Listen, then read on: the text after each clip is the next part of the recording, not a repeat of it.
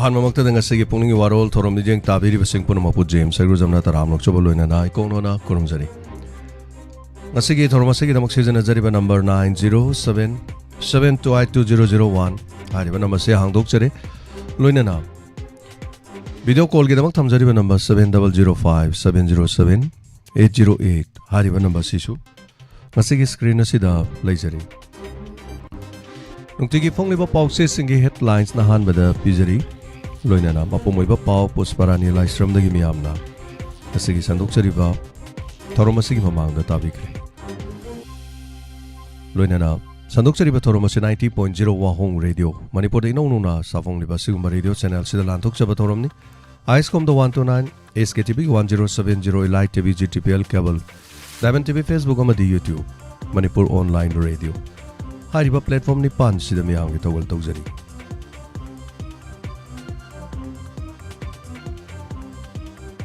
अहमद सनालेपाक की हेडलाइंस करबा तेंताना पिजरी इरांग थोक्रबा मतुंगदा अहानबो इन सीएमना तेनोपल district चटख्रे chief minister फुरुप अमतदा यंगथिबा लेते हौजी खनरिबा Sissu वखल तानदबगिनी हाइना फोंदोक्रे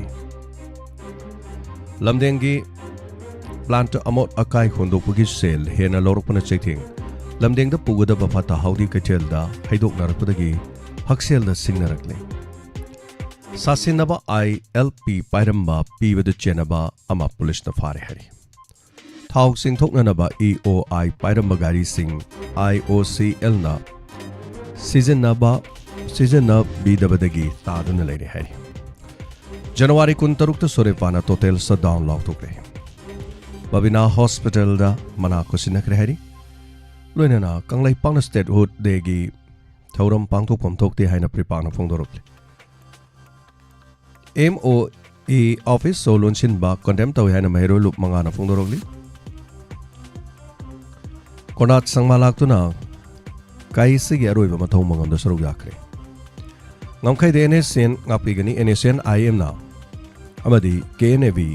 ungkhanaba hingalakle hari makha tarakpa mapan gi oiba pau amadi tongan ba pause singdagi headlines khara gamol loktok chaduna pijari onofang gi headlines ta manipur bo hani gi matogom ing tapa piba mamada purong na bangam ba thak to honagani haina PK singna phongdorok Kamjong Myanmar border the KNAV अमदी IM की मरकतों खनरी political dialogue की ममांग the military crackdown तो बिननबा governor the तक्सिन करे Mysore थोनाउजम लोइना CM ना all marine sport association के diamond jubilee celebration होदोक्रे सोरेपाना 26 जनवरी पुंग 3 की total shutdown लाउथोक्रे लांजेनरिबा संगीदमक्ता blanket लिसिंग मंगा अमसुंग कोल lake set शनिगी मतेंग पिरक्ले Hari लोइना अमुबो base थेतुना black day observation होदोक्रे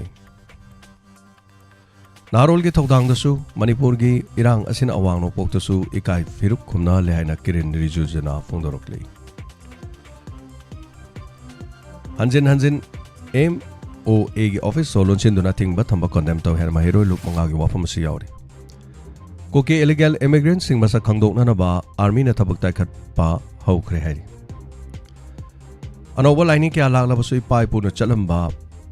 Areeba lining मरिंग फुरुपना ngasi फावंगाक सेंदुना लाकली हाइना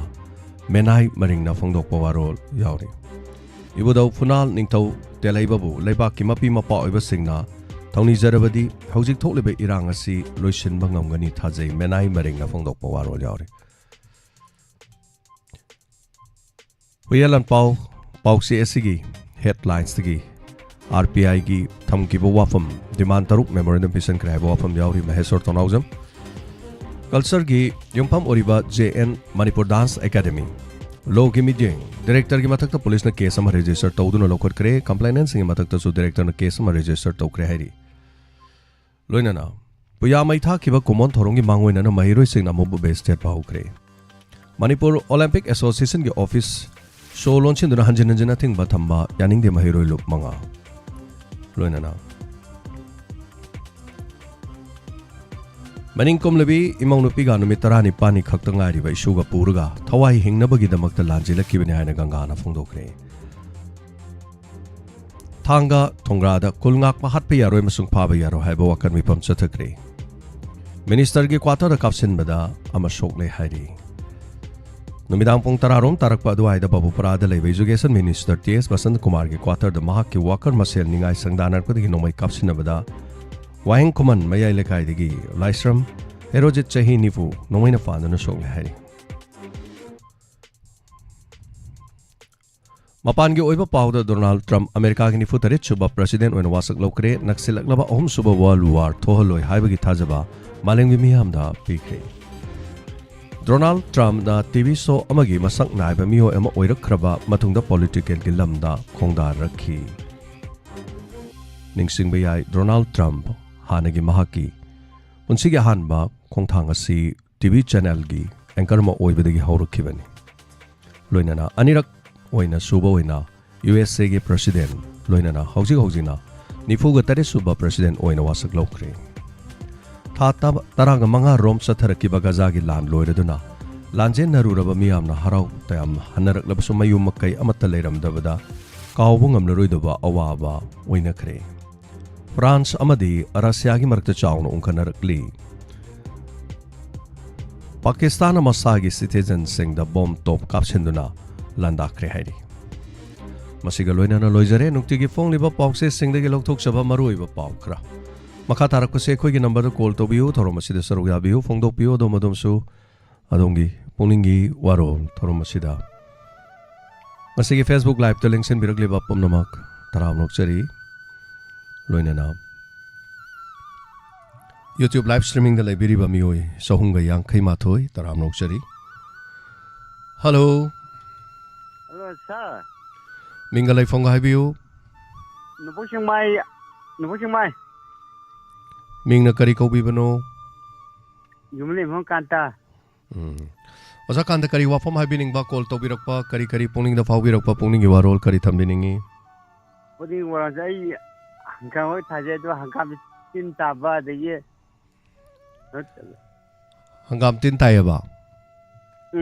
Hangam se low pari mara lawrak amaro yum da khara thabro kamai to bano. Lawrak ma. Adu boza kanta madu amuktang mayam low da khoi gi hangam thaba kanggu na damane tin taba matam da hidak lang tha kap thok pa khot pa du to biro bro. Adu mudi to jodri adu di tana biro za kanta ko aduga mayam low da tin taba khot pa to bu di madu gi tin tari bu kari gi no haidana mayam adum khangna rangwani na khalli adu aikoina marakta hai tara agriculture gi officer ma puduna lakre mana masing da taba tin hangam da aduga te fau da taba tin madu da kap thok pa yaba haiba tare matam du da su khoina thamjakrabani matam khar leiraga mok khangai pujarake to do hendo na khoi de du hidak ki maram da su khangjade aduna mayam koi gi collar hai tare ko ngasi gi collar sidai da yauri basing na hangam da kari gu matin taraga di kari sai thok pa yai haiba do madu su dum khangmina se nan mok lak pa da doctor toy lak pa da yam phajana ta ma bani chanam da ta ba tin gi matang hai tare chanam da khoi gi hidak tu sai san bi ga non hai dana ko koi bottle hai tare bottle di karamba bottle no hai kanda koi gi Sprite bottle gumba koi plastic ising bottle do maku phajana kok thoga de hidak tu tairaga thauri matinga thauri du da koi gi keno si bottle si yala thamba du bottle du de hidak tu ka po haiba adu tin jing du na la ga bottle du nap kane haba adurga di hidak tu nga sagi koi ne sa ga dur mana ma sing du da tadre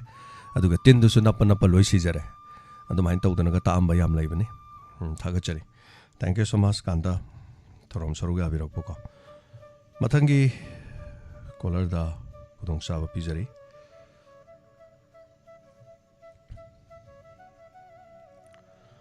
Hello.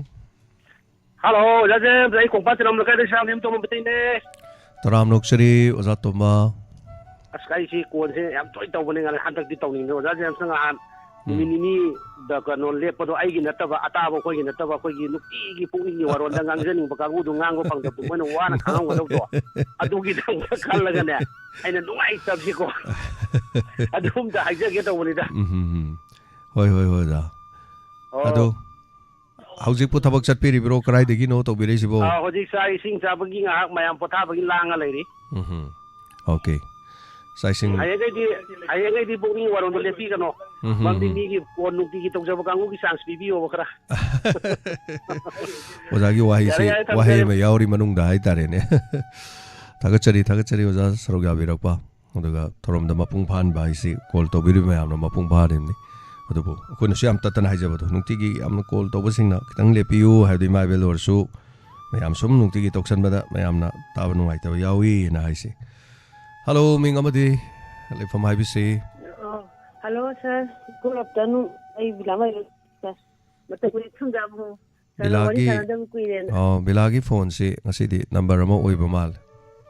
Sir, I phone Simani happy I phone that. Oh, okay. Sir, I'm doing sir. I sir, I'm doing I have one thing, sir. I get over that. I think to go in that. Hoi. Sargi ngarangi sargi phone smartphone anigi lottery auto gudo. Hoi. Adu do yam thina nungai ba program mu oyeba ko. Sari na to acting de gi sawlena ngam ba dialogue. Sari na ngam ba dialogue ko. Hoi. Adi yam lo hiningi de hai ta lo hining de amadu selaw phojang ramena adu thokre hai ta re ko. Pilate. Adu yam ngai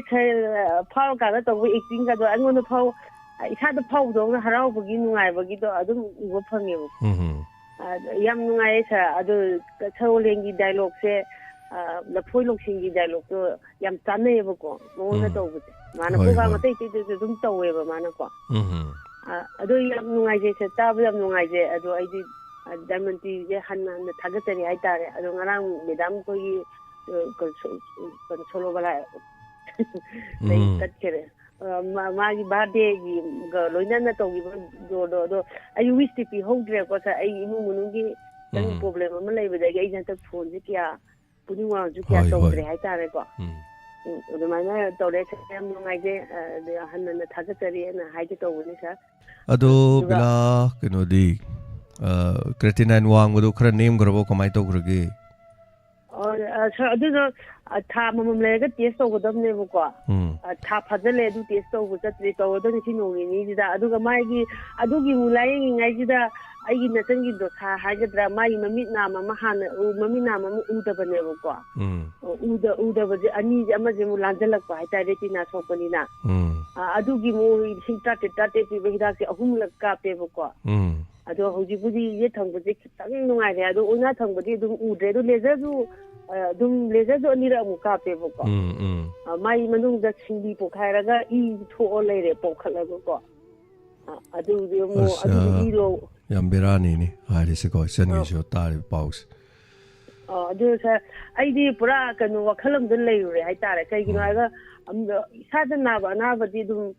mami uraga di layang utapina ga so adu mami tu ubani na kitang phaye ko mani achina mu mi chi uraktra bani na khut samaga angang ta khu samma ta pada maina layang utali tali bane ko ai adu na wakhan je khara taw mo khati piction gi bai tare ko adu ai je amma po sawi program de dum halaga dang ha pa tha boina budi dum ta je adu puni wa je ai ta yam chang ta de mate ha tara ma ga ai gi dum ai bu amadina mathadina dum ko khida dum chang panina loibo dum tagidreba tak marak se ko ado sa ai ngam matam da bodi dum program shuru pudi dum ya ga ni bu ko hoi na ai ngonda problem ji taong ai ngonda ai thadna na to wangang ji pik panina kam teng pangbina bu ju leita banina mai thabok chunda ba na bani shuru ta na ba nga chanina ai ji dum wa ba hai tai chi dun chen na leibu do ai na Oi bila punamak hana fanabam ta yengthokpiu ko tamna toraga retina gi I sangba hai dong sai diabetes leiba mi singse retino mogi retina gi keno se problem jam lei hai tare aduna madu sek am tobi gadam ni mai khoi gi mit chi manung da mo scan taw gi hai tare ko masini khoi thobal da su masi tek tong na ba ma lei hari ba se eyesight aidana thobal hau khada lei masi deida mai gi ai jan tak scan taw roi ai gi manung retina manung se pokai bra I asang bala bra kaido gen hana dagi khoi check to hai tare ko masi kaino hai kanda mit che problem khar ga leibani khale mit uroi doi ne ba check sel hodradi aduna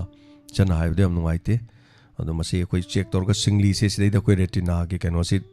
loina chau thok ba I chang ba I kai bi I tho ga hajaladi mit u de ga hai ba ana chano je hai bi do pesa yam changa mani ꯑꯗꯣ ꯌꯥꯝꯅ ꯌꯥꯡꯅ ꯐꯕ ꯑꯣꯏꯕꯤꯌꯨ ꯑꯩꯈꯣꯏꯒꯤꯁꯨ donor ꯍꯥꯏꯇꯥꯔꯦ ꯑꯣꯖꯥ ꯊꯣꯏꯕ ꯑꯩꯈꯣꯏꯒꯤ ꯁꯒꯣꯜꯕꯟꯗꯒꯤ ꯑꯣꯖꯥ ꯊꯣꯏꯕꯅ ꯏꯟꯁꯄꯦꯛꯇꯔ ꯇꯌꯥꯏꯒꯤ ꯏꯄꯤꯁꯣꯠ 50 150 190 150 ꯋꯥꯔꯤ ꯐꯥꯎꯕ ꯁꯨꯃꯥꯏꯅ 130 100 ꯁꯨꯕ ꯃꯇꯝꯗ ꯂꯨꯄꯥ 5,000 ꯁꯥꯡꯅ ꯗꯦꯗꯤꯀꯦꯠ ꯇꯧꯗꯨꯅ ꯂꯥꯛꯄꯤꯔꯝꯃꯤ ꯑꯗꯣ ꯑꯣꯖꯥꯁꯨ ꯑꯗꯨꯃꯥꯏꯅ ꯃꯥꯏ ꯃꯤꯠ ꯔꯦꯇꯤꯅꯥꯗ ꯕꯦꯔꯥ ꯇꯧꯔꯛꯄꯗꯒꯤ ꯃꯤꯠ ꯎꯁꯜꯂꯛꯇꯕꯗꯒꯤ ꯂꯨꯄꯥ 2 ꯇꯥꯕ 1 ꯇꯥꯕ 2 ꯇꯥꯕ 50 ꯇꯥꯕꯅ ꯍꯤꯗꯥꯛ ꯀꯥꯞꯄꯗꯒꯤ ꯑꯣꯖꯥꯁꯤ ꯑꯩꯈꯣꯏꯗ ꯃꯇꯦꯡ ꯄꯥꯡꯕ ꯉꯝꯈꯤꯗ꯭ꯔꯦ ꯍꯥꯏꯇꯥꯔꯦ ꯑꯣꯖꯥꯒꯤ ꯑꯗꯨꯅꯁꯨ ꯑꯣꯖꯥꯒꯤ ꯃꯤꯠꯇꯣ ꯑꯃꯇꯪ ꯍꯥꯟꯅ ꯐꯅꯕ ꯂꯥꯌꯦꯡꯕꯤꯔꯣ ꯄꯩꯁꯥꯗꯤ ꯀꯣꯟꯅ ꯇꯧꯔꯁꯨ ꯌꯥꯏꯅ ꯑꯗꯨꯃꯥꯏꯅ ꯇꯧꯈꯤ ꯍꯥꯏꯇꯥꯔꯦ ꯏꯆꯟ ꯑꯐꯕ ꯑꯣꯏꯕꯤꯌꯨ ꯑꯗꯨꯒ ꯀ꯭ꯔꯦꯇꯤꯅꯤꯟ ꯅꯦꯝꯊꯕ ꯍꯥꯏꯇꯥꯔꯦꯀꯣ ꯗꯥꯏꯕꯦꯇꯤꯁꯀꯤ ꯑꯗꯨꯝ ꯄ꯭ꯔꯣꯕ꯭ꯂꯦꯝꯗꯒꯤꯅꯤ ꯂꯥꯛꯏꯁꯦ ꯏꯆꯟ ꯑꯉꯥꯡꯁꯨ ꯄꯤꯛꯏ ꯑꯉꯥꯡ ꯍꯣꯠꯅꯩꯅ ꯇꯥꯛꯄꯤꯕꯗꯣ ꯌꯥꯝꯅ ꯏꯆꯟ ꯃꯊꯥ ꯌꯥꯝ ꯁꯥꯔꯝꯃꯅꯤ ꯊꯥꯒꯠꯆꯔꯤ ꯌꯥꯝꯅ ꯌꯥꯡꯅ ꯐꯕ ꯑꯣꯏꯔꯣꯀꯣ ꯑꯗꯨꯅ ꯊꯦꯡꯛ ꯌꯨ ꯃꯊꯪꯒꯤ ꯀꯣꯂꯔꯗ ꯈꯨꯗꯣꯡꯆꯥꯕ ꯄꯤꯖꯔꯤ ꯑꯋꯥꯕ ꯍꯥꯏꯕꯁꯦ ꯑꯩ ꯏꯊꯟꯗꯒꯤ ꯑꯋꯥꯕ ꯋꯥꯔꯤ ꯑꯩ ꯏꯊꯟꯗ ꯑꯗꯨꯝ ꯈꯜꯂꯒ ꯂꯩꯕ ꯌꯥꯏ ꯏꯊꯟꯗ ꯈꯜꯂꯀꯥꯟꯗ ꯎꯪꯕ ꯌꯥꯏ ꯑꯗꯒꯤ ꯏꯊꯟꯗ ꯂꯩꯔꯀꯥꯟꯗꯗꯤ ꯇꯦꯟꯁꯟꯁꯦ ꯑꯗꯨꯝ ꯋꯥꯡꯗꯅ ꯍꯥꯏꯇꯥꯔꯦ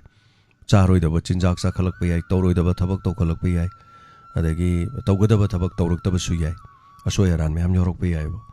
ꯑꯗꯨꯅ ꯑꯩꯒꯤ ꯑꯋꯥꯕꯁꯦ ꯃꯌꯥꯝꯗ ꯇꯝꯊꯣꯛꯑ ꯃꯤꯅ ꯁꯤꯌꯔꯒ ꯇꯧꯔꯀꯥꯟꯗ ꯈꯔ ꯄꯨꯛꯅꯤꯡ ꯐꯥꯊꯅꯕ ꯍꯥꯏꯔꯛꯄꯁꯦ ꯁꯤꯁꯨ ꯌꯥꯝ ꯐꯩ ꯍꯥꯏꯇꯥꯔꯦ ꯑꯗꯨꯅ ꯍꯥꯏꯔꯤꯅꯦ ꯑꯋꯥꯕ ꯋꯥꯔꯤ ꯃꯤꯉꯣꯟꯗ ꯁꯥꯗꯣꯛꯑꯣ ꯀꯥꯏꯅ ꯍꯥꯏꯕꯗꯣ ꯍꯜꯂꯣ ꯃꯤꯡ ꯑꯃꯗꯤ ꯂꯩꯐꯝ ꯍꯥꯏꯕꯤꯌꯨ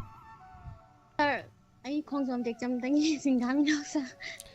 ꯇꯔꯥꯝ ꯅꯣꯛꯆꯔꯤ ꯅꯥꯎꯆꯥ ꯁꯔꯨꯛ ꯌꯥꯕꯤꯔꯛꯄ ꯍꯥꯏꯕꯤꯌꯨ ꯀꯔꯤ ꯍꯥꯏꯕꯤꯅꯤꯡꯉꯤ ꯁꯥꯔꯒꯤ ꯉꯔꯥꯡꯒꯤ ꯗ꯭ꯔꯣꯗꯣ ꯑꯁ ꯈꯨꯐꯖꯗꯤ ꯂꯩꯇ꯭ꯔꯦ ꯑꯩꯗꯤ ꯐꯣꯟ ꯁꯨꯝ ꯌꯦꯡꯉꯝꯕꯗꯒꯤ ꯇꯥꯕꯗ ꯇꯧꯗ ꯁꯨꯝ ꯌꯦꯡꯕꯗꯨꯗꯒꯤ ꯑꯗꯨꯒ ꯑꯃꯨꯛ ꯑꯦꯖꯦꯟꯒꯤ ꯆꯦꯡ ꯂꯥꯛꯁꯜꯂꯛꯏ ꯑꯗꯨꯗꯒꯤꯗꯤ ꯑꯃꯨꯛ ꯂꯧꯕ ꯆꯠꯂꯦꯗꯅ ꯁꯥꯎꯅꯤꯡꯉꯦ ꯆꯦꯡꯒ ꯆꯥꯅꯤꯡꯉꯛꯀꯦ ꯍꯣꯏ ꯍꯣꯏ ꯍꯣꯏ ꯌꯥꯝ ꯅꯨꯡꯉꯥꯏ ꯌꯥꯝ ꯐꯖꯩꯌꯦ ꯑꯣ ꯁꯨꯝ ꯍꯣꯠꯅꯃꯤꯟꯅꯁꯤ ꯃꯔꯛ ꯃꯔꯛꯇꯁꯨ ꯏꯟꯁꯄꯦꯛꯇꯔ ꯇꯌꯥꯏꯒꯤ ꯇꯥꯡꯀꯛꯇ ꯍꯥꯏꯇꯥꯔꯦ ꯑꯩꯈꯣꯏ ꯌꯥꯝꯃꯁꯨ ꯂꯣꯏ ꯌꯥꯝꯗ꯭ꯔꯁꯨ ꯇꯥꯏꯌꯦ ꯁꯥꯔ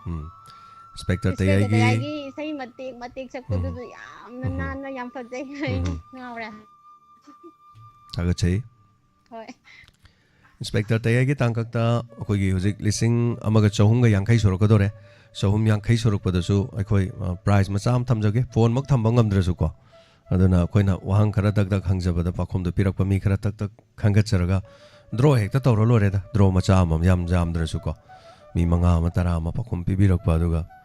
ꯔꯦꯗꯤꯑꯣ ꯑꯃ ꯀꯣ ꯍꯦꯛ ꯄꯤꯊꯣꯛꯑ ꯂꯣꯏꯔꯦ ꯑꯗꯩꯗꯤ ꯐꯥꯎꯔꯒ ꯃꯥꯒꯤ ꯑꯣꯏꯖꯔꯦ ꯑꯣꯏꯗ꯭ꯔꯒ ꯀꯅꯥꯒꯤꯅꯣ ꯑꯣꯏꯖꯕ ꯑꯃ ꯑꯗꯨꯝ ꯑꯣꯏꯖꯅꯤ ꯄꯤꯊꯣꯛꯈꯤꯕ ꯑꯃꯁꯨ ꯌꯥꯏ ꯑꯗꯣ ꯁꯨꯃꯥꯏꯅ ꯄ꯭ꯔꯥꯏꯖ ꯀꯥꯏꯁꯨ ꯑꯗꯨꯃꯥꯏꯅ ꯊꯝꯖꯔꯛꯀꯦ ꯌꯥꯝꯗ꯭ꯔꯁꯨ ꯂꯨꯄꯥ 500 ꯍꯦꯛ ꯊꯝꯕꯀꯣ ꯑꯗꯨꯃꯥꯏꯅ ꯍꯦꯛ ꯁꯨꯝ ꯇꯧꯖꯔꯛꯀꯦ ꯃꯆꯥ ꯑꯗꯨꯅ ꯅꯨꯃꯤꯗꯥꯡꯒꯤ ꯃꯇꯝꯗ ꯍꯦꯛ ꯄꯥꯡꯊꯣꯛꯑ ꯂꯣꯏꯔꯦ ꯑꯣꯂꯦꯟ ꯍꯣꯏ ꯀꯔꯤ ꯍꯣꯏ ꯑꯩꯈꯣꯏ ꯁ꯭ꯇꯥꯐ ꯃꯌꯥꯝ ꯂꯩꯔꯤꯁꯤꯒꯀꯣ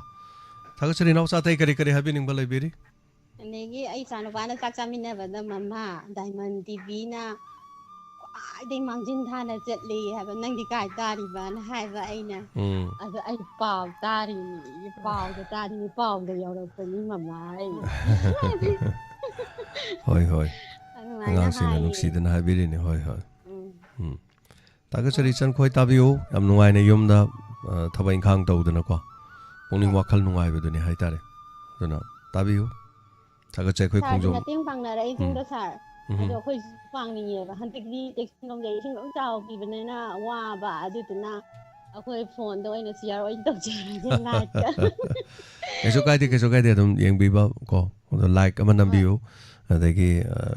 ꯁꯤꯌꯥꯔ ꯑꯃ ꯍꯦꯛ ꯇꯧꯕꯤꯔ ꯂꯣꯏꯔꯦ ꯑꯗꯨꯒꯨꯝꯕꯅ ꯑꯗꯨꯝ ꯏꯅꯐ ꯑꯣꯏꯔꯦꯗ ꯀꯣ ꯍꯣꯏ ꯅꯨꯡꯉꯥꯏ ꯌꯥꯏꯐꯕ ꯆꯥꯎꯈꯠꯂꯛꯄ ꯃꯇꯝ ꯂꯥꯛꯆꯅꯤ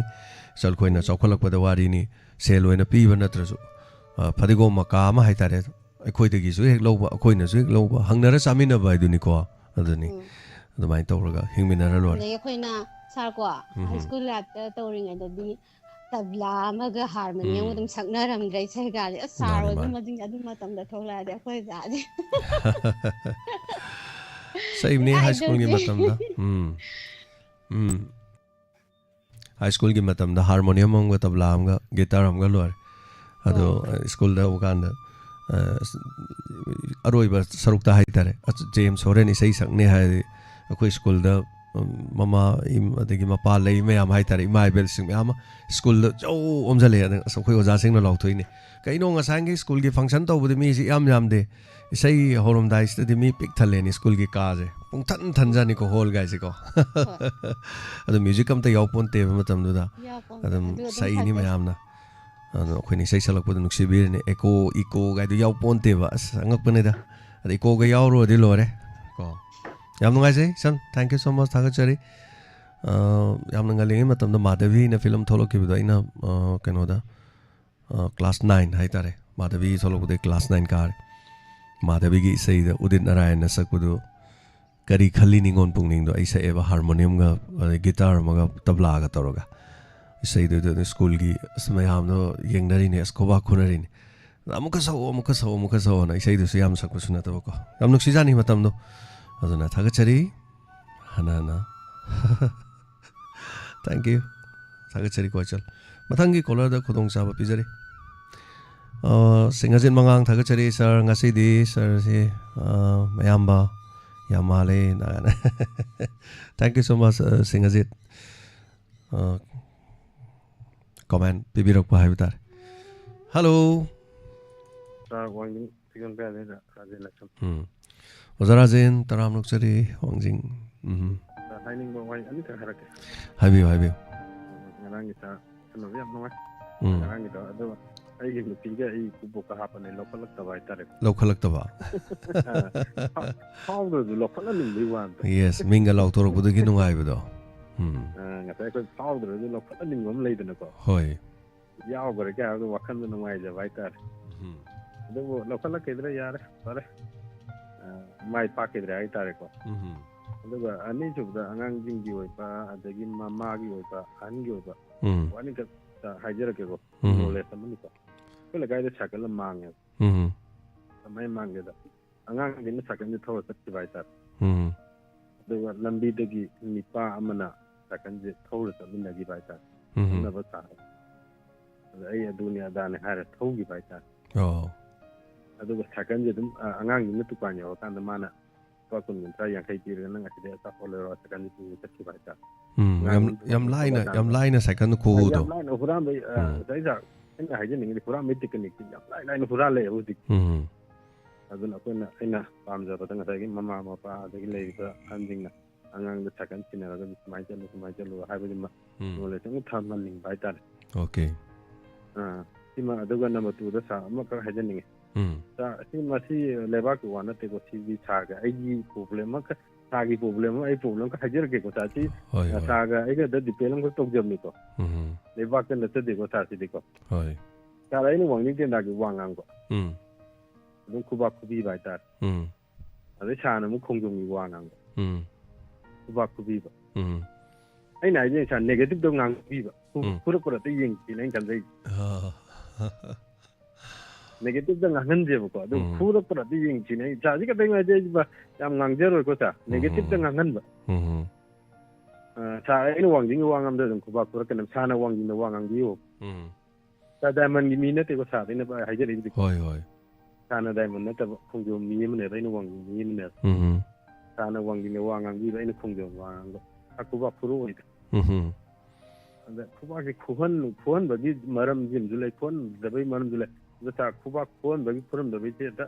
ꯃꯌꯥꯝꯁꯦ ꯍꯦꯛꯇ ꯈꯟꯕꯤꯌꯨ ꯁꯤꯅꯦ ꯑꯩ ꯍꯥꯏꯖꯔꯤꯁꯦ ꯁꯥꯔ ꯁꯤ ꯈꯛꯇꯅꯤꯀꯣ ꯑꯩ ꯍꯥꯏꯖꯔꯤꯁꯦ ꯊꯥꯒꯠꯆꯔꯤ ꯑꯣꯖꯥ ꯔꯥꯖꯦꯟ ꯃꯔꯝ ꯌꯥꯝ ꯂꯩꯕ ꯄꯣꯠꯇꯤ ꯅꯠꯇꯦꯀꯣ ꯁꯥꯔ ꯑꯩꯅ ꯀꯩꯅꯣꯝꯈꯛ ꯁꯨꯝ ꯍꯥꯏꯖꯔꯛꯄꯅꯤꯀꯣ ꯁꯥꯔ ꯁꯤ ꯑꯃꯗ ꯑꯩꯅ ꯗꯤꯄꯦꯟ ꯇꯧꯖꯕ ꯅꯠꯇꯦ ꯊꯥꯒꯠꯆꯔꯤ ꯑꯣꯖꯥ ꯔꯥꯖꯦꯟ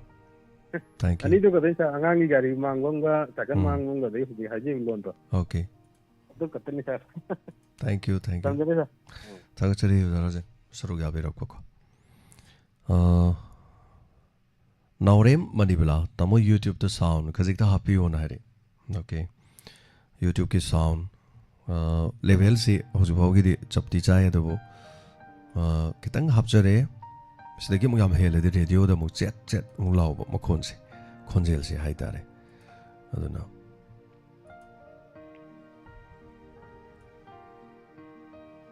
ꯁꯔꯨꯛ ꯌꯥꯕꯤꯌꯨ ꯐꯣꯡꯗꯣꯛꯄꯤꯌꯨ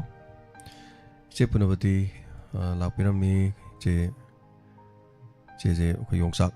ꯍꯦꯛꯄ ꯀꯨꯏꯗ꯭ꯔꯤꯕ ꯌꯣꯡꯆꯥꯛ ꯑꯃ ꯍꯥꯏꯇꯥꯔꯦ ꯌꯣꯡꯆꯥꯛ ꯆꯔꯣꯡ ꯑꯃ ꯊꯤꯟꯕꯤꯔꯛꯏ ꯃꯌꯥꯝ ꯌꯣꯡꯆꯥꯛ ꯑꯁꯤ ꯀꯜꯂꯛꯏꯀꯣ ꯑꯗꯨꯝ ꯐꯖꯩꯀꯣ ꯑꯩꯈꯣꯏꯒꯤ ꯆꯤꯟꯖꯥꯛꯅꯤ ꯍꯥꯏꯇꯥꯔꯦ ꯑꯗꯣ ꯌꯣꯡꯆꯥꯛꯄꯨ ꯈꯤꯇꯪ ꯁꯤꯡꯖꯨ ꯃꯆꯦꯠ ꯑꯃ ꯌꯥꯎꯈ꯭ꯔꯕ ꯏꯟꯖꯥꯡ ꯌꯥꯎꯗ꯭ꯔꯐꯥꯎ ꯌꯥꯏ ꯍꯥꯏꯇꯥꯔꯦ ꯆꯥꯛ ꯆꯒꯪꯒ ꯌꯦꯔꯨꯝ ꯑꯃ ꯉꯧꯔꯒ ꯌꯣꯡꯆꯥꯛ ꯁꯤꯡꯖꯨ ꯑꯃ ꯇꯧꯔꯗꯤ ꯑꯗꯨꯝ ꯆꯥꯃꯁ ꯑꯃ ꯄꯥꯏꯔ ꯇꯦꯡꯀꯣꯠ ꯑꯃ ꯆꯥꯈ꯭ꯔꯗꯤ ꯑꯗꯨꯝ ꯌꯥꯔꯦ ꯑꯗꯨꯅ ꯑꯩꯈꯣꯏ ꯆꯦ ꯄꯨꯅꯕꯇꯤꯅ ꯄꯤꯕꯤꯔꯝꯕꯅꯤ ꯊꯦꯡꯛ ꯌꯨ ꯁꯣ ꯃꯆ ꯏꯆꯦ ꯇꯟꯖꯥ call ꯂꯥꯛꯇ꯭ꯔꯤꯉꯩꯁꯤꯗ ꯎꯠꯆꯕꯅꯤ Hello. Minga leifong habiu. Hello. Minga madi leifong habisi. Hello. Taram loksari minga leifong habiu. Tabi drabro.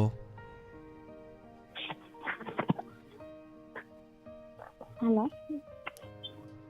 Tabi draba male. Hello, mingam tang habiu.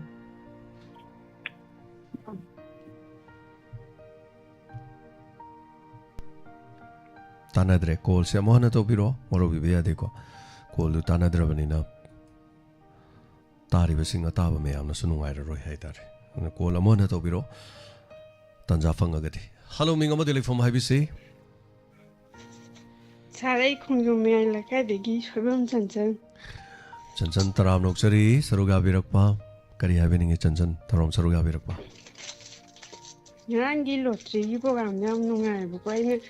la tren holai da mi ne pha di khani da ma khan me ne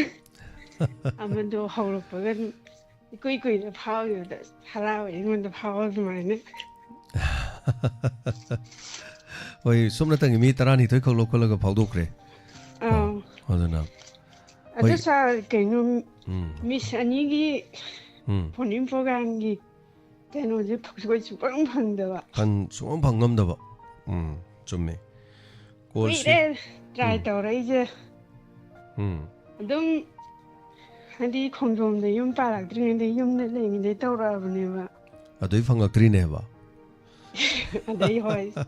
And they children from the hoi hoi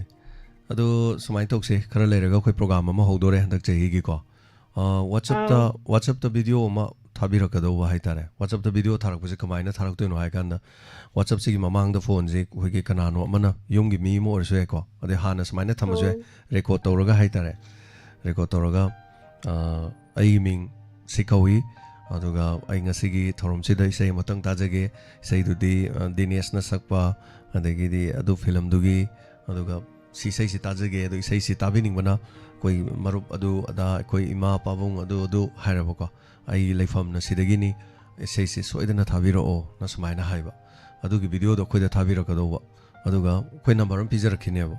adugi video do khoi na lokhalani aduga khona lokhala kanda sei do thara do ne ba aduga khoi anchor mana hai tare tung ma lok thok ba khot ba loi taw gani aduga amuk lakhi ba mi do mathangi amuk kare hai tare tanja do khara leira kan hana fangi badi kona thabiro phangda basing lokha chage haraga ne marol ma maina marol am thado khine ba later kan mo hanjala ke si ano bata toromni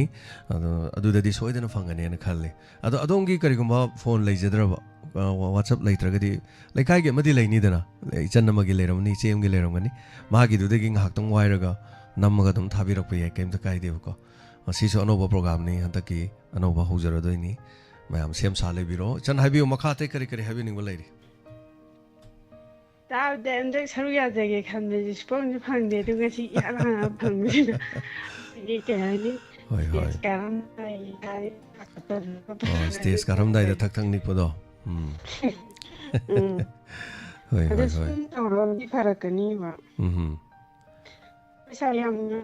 thank you tabiu nungai na tabiu mayam yum da thawen khang tongna hai dare mayam na kanana kari hari ba hai ba jada basu yaw ni hai ta basu yaw ai basu yaw mayam ponamok to taraga puning loksing oi minaraga lore sini koi gi family gi lady mayam se hai tai ko mayam ponamok se Oh, Tanja. thagachari hoi toram saruga bira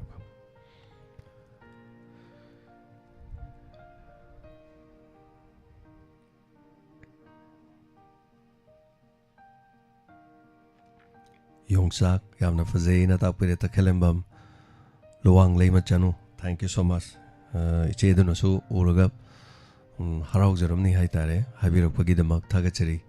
adu madam benodini yongsak sidi hamna fazere che punabati na hai do ngara achar se magi ha do ngasi so achar anim ni thilai se aduna iche na achar se am se ma thilai hai tare omorog achar haikru achar haining achar sorphon achar ngasi na boroi achar amasu yawbane amadu dai khangdre yengamdre ngosai chena thamamane haita hello minga made life from habis Hello sir. hello ꯁꯥꯁꯦ ꯉꯁꯤꯗꯤ ꯌꯥꯝ ꯐꯖꯩꯌꯦ ꯋꯥꯈꯜ ꯌꯥꯝ ꯅꯨꯡꯉꯥꯏꯕ ꯃꯥꯜꯂꯦ ngarang draw tawgibagi mobile lawgibagi haitarene ko habiyo adu khaktaro taidi kari habening bulairige kari semino kari taithoino kari semige kari taithoige kano ridode sempa oh habiyo kari kari habening bunom ta habiyo mayam ta dawgi ngaile khodi sar phone pajadaju phone lejadaju yam phange khodi daw yam yaye khodi tawru sum paibire sa james tawju paire sa oren tawju paire khodi daw yam yai hai tare sa phone king bada mapa chaba habiyo tai habiyo anong sahi na kagasi na lang masakit po may kuya sang punsi ko view sa hoy mayangi silam bane yam phajare hoy ha taju yam phajara me loi phaja thom me hoy sa je sahi kya subirage sa hojik sa sahi kunga mapan haidunida sargi haiba adune haije kunga mapan haijidi sahi dam dang khangjaning ba sahi do adune sahi ni phoni pani pho mapan sure haini kunga punsi hanga adugi haijarge to kunha hoy chal taga chai mayam gi thogol tawbani na ko lengdana sum mayam gi damak tawba ngamjabaduni adubu matamdo madum aroiba matam haiba madi soidana lakani dog manak ga leire kodi yam senge yam nungaire duga saroi go thado ma khoi sigini khamde yam pakhante sa sibe ya fonte da matam do laktriba fawa hai tare isa gi thodang mayam pangtok toini sini punsi gi khongsa dai se aduna hoi chahi nongna kaina khiba do mayam lei ko aduna thodong nungai tabana hai tai adugu madu thoktra lore aduga hona batabani punsi je lantheng na tabani punamak ayong ya batabani hai batare honda phara katana ro yaujabane mingbolo kha piraktre sa adubu mathang damu yengminarasi ko kana gumba dum yaida kaisu adumai mu yeng mo lore nungai badoni da mayam yongmina badu ngarang daikai gi phona na ju taw taw lore ai gi pajade okay ngamba oyo adum thank you thorom saruga abirokpa vichal khoi mayamna thagachari mathangi caller damo kodong chaba pijare ko namnu ngajare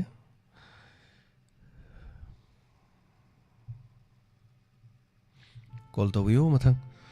thorom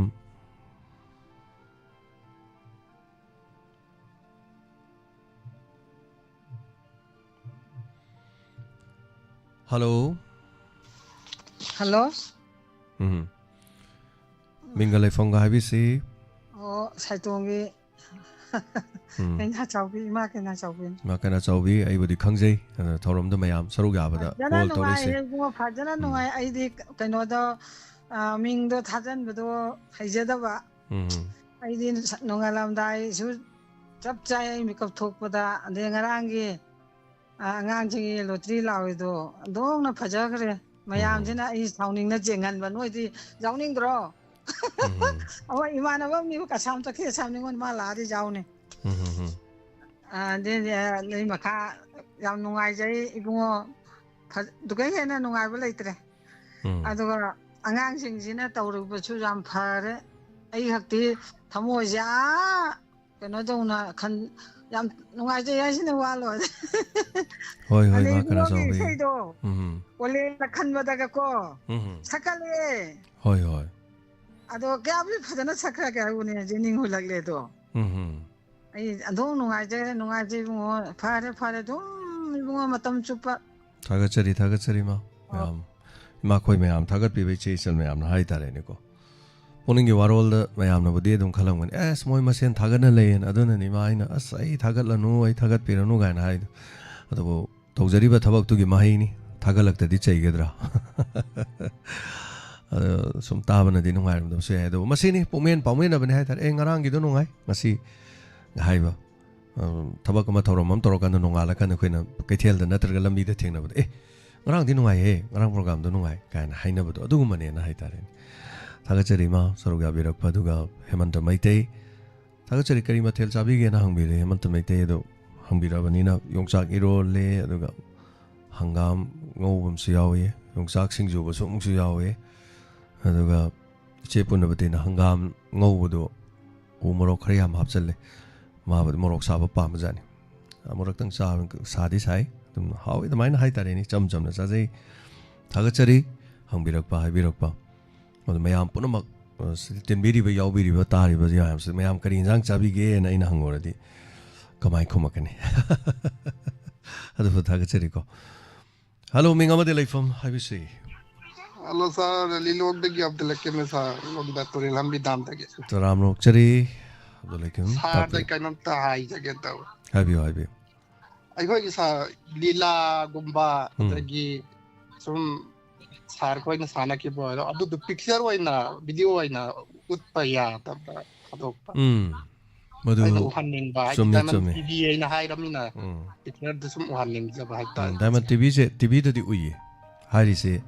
TV da di ui YouTube ta sar ana YouTube ta di kamai to ge hai kanda madugi lila do khani yon thok ki da mapu amamam lai hai tare na mapu jing da moina moi YouTube ta thagat pa natraga moina lila se lai gi ba hai tare adar moina lai gi bani na akoina khonjel hoina thabadi yai ba aduga mi uhan daraga di moi channel da thagat ki ba lila do yeng ba handa doini dana adar moi mapu oi bani na akoina thajalu ba di ya de aina nam kandana aina thajalu re na khalaje ba ko adai di mane ngonda copyright haidu copyright strike ana makak mane namakane ba adai di ai YouTube channel je dum kakhra do ai makaim tawdra je dum kakhra do pumang mang do aduna adugani sibadana sargi isaina habiu sargi sai adau ba da khara lai hin koi adu du audio aina ikoina taba phangana ba thagap ga thamba ya bra yamna nungsiba phajaba wahang ne hang bi se aduga loin thagat ka dore handak chahi de aduga aikoi gi sidai da थोरम अमसो हाइतरे diamond था सिगी सही हाइदन अमा तौगदोरे था सिगी सही से हान अइना सक्तोरे कइगिनो हाइकांदा अइना ओइना हौदोगे तौबा अदो मसिगी टाइप सिदि सही सकप लइ बिरिम खैजे खोइ सिदैदा रेकॉर्ड तौरगे सही सकबियो हाइदना था मगी सही को हनक था सिगी सही सकपमा मथंगी था सही सकपमा समाइ तौदना हौदोकसेगेना खंजरी अदुना अइगे लेजकी बे सही निंगोन चाकोबगी अदगिदी इचेदा सही थाबगी को अनौबा नि हुमदि पुथोखरे बंदकी अदुगा अखोगी युमथंगनबगी इसै मसु लेखरबने अदु इसै दुगा इसै अहुमदि लेरे अदु इसै से लोइना थागचरके थागचरी आई सोइदना थागचरके हारे सर थामजरगे सर याम नुगाइजे अदु लेकेम थोरम ताबिरमबा दुगा फजबा वाफम सिंह पुखत पिरकप सेगिदमा थैंक यू सो मच होनजरके दुगा होजके थासिगी सै सेगी स्टूडियो में आइजे फमगनी दुगा कनागुम ngamaga tungda lenba thenbaga hapaga adu lenba thenbado hapungamdragana इथंदोरसु फमगा गिटार अमा खोंगा सही सकपदो टीवी नी न टीवी दन ओहल लगे रेडियो दन खोंजेन ताहल लगे हाइतारे सुमाइ तौदनि सही सकप लै बिरिबि सिंगना थासिगी सही से सुमाइना दुम record um लेहौनबगे हाइतारे hello Ming अमदि लैफम हाइबिसे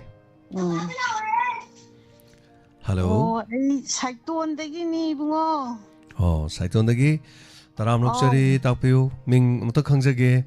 yam हराउजै इसागी ngasi phone phangbase hoi hoi uire aina isai nam kaino siga taurai se do ngasi di phange hoi aigi ming karam basanti kaui okay taram loksari tabiri bro tajari habiyo habiyo aina ne mogi kaino se kuira aina taurai se do ngasi di phange adu phang aina phangdrasu dum nungai isagi se mayamna loina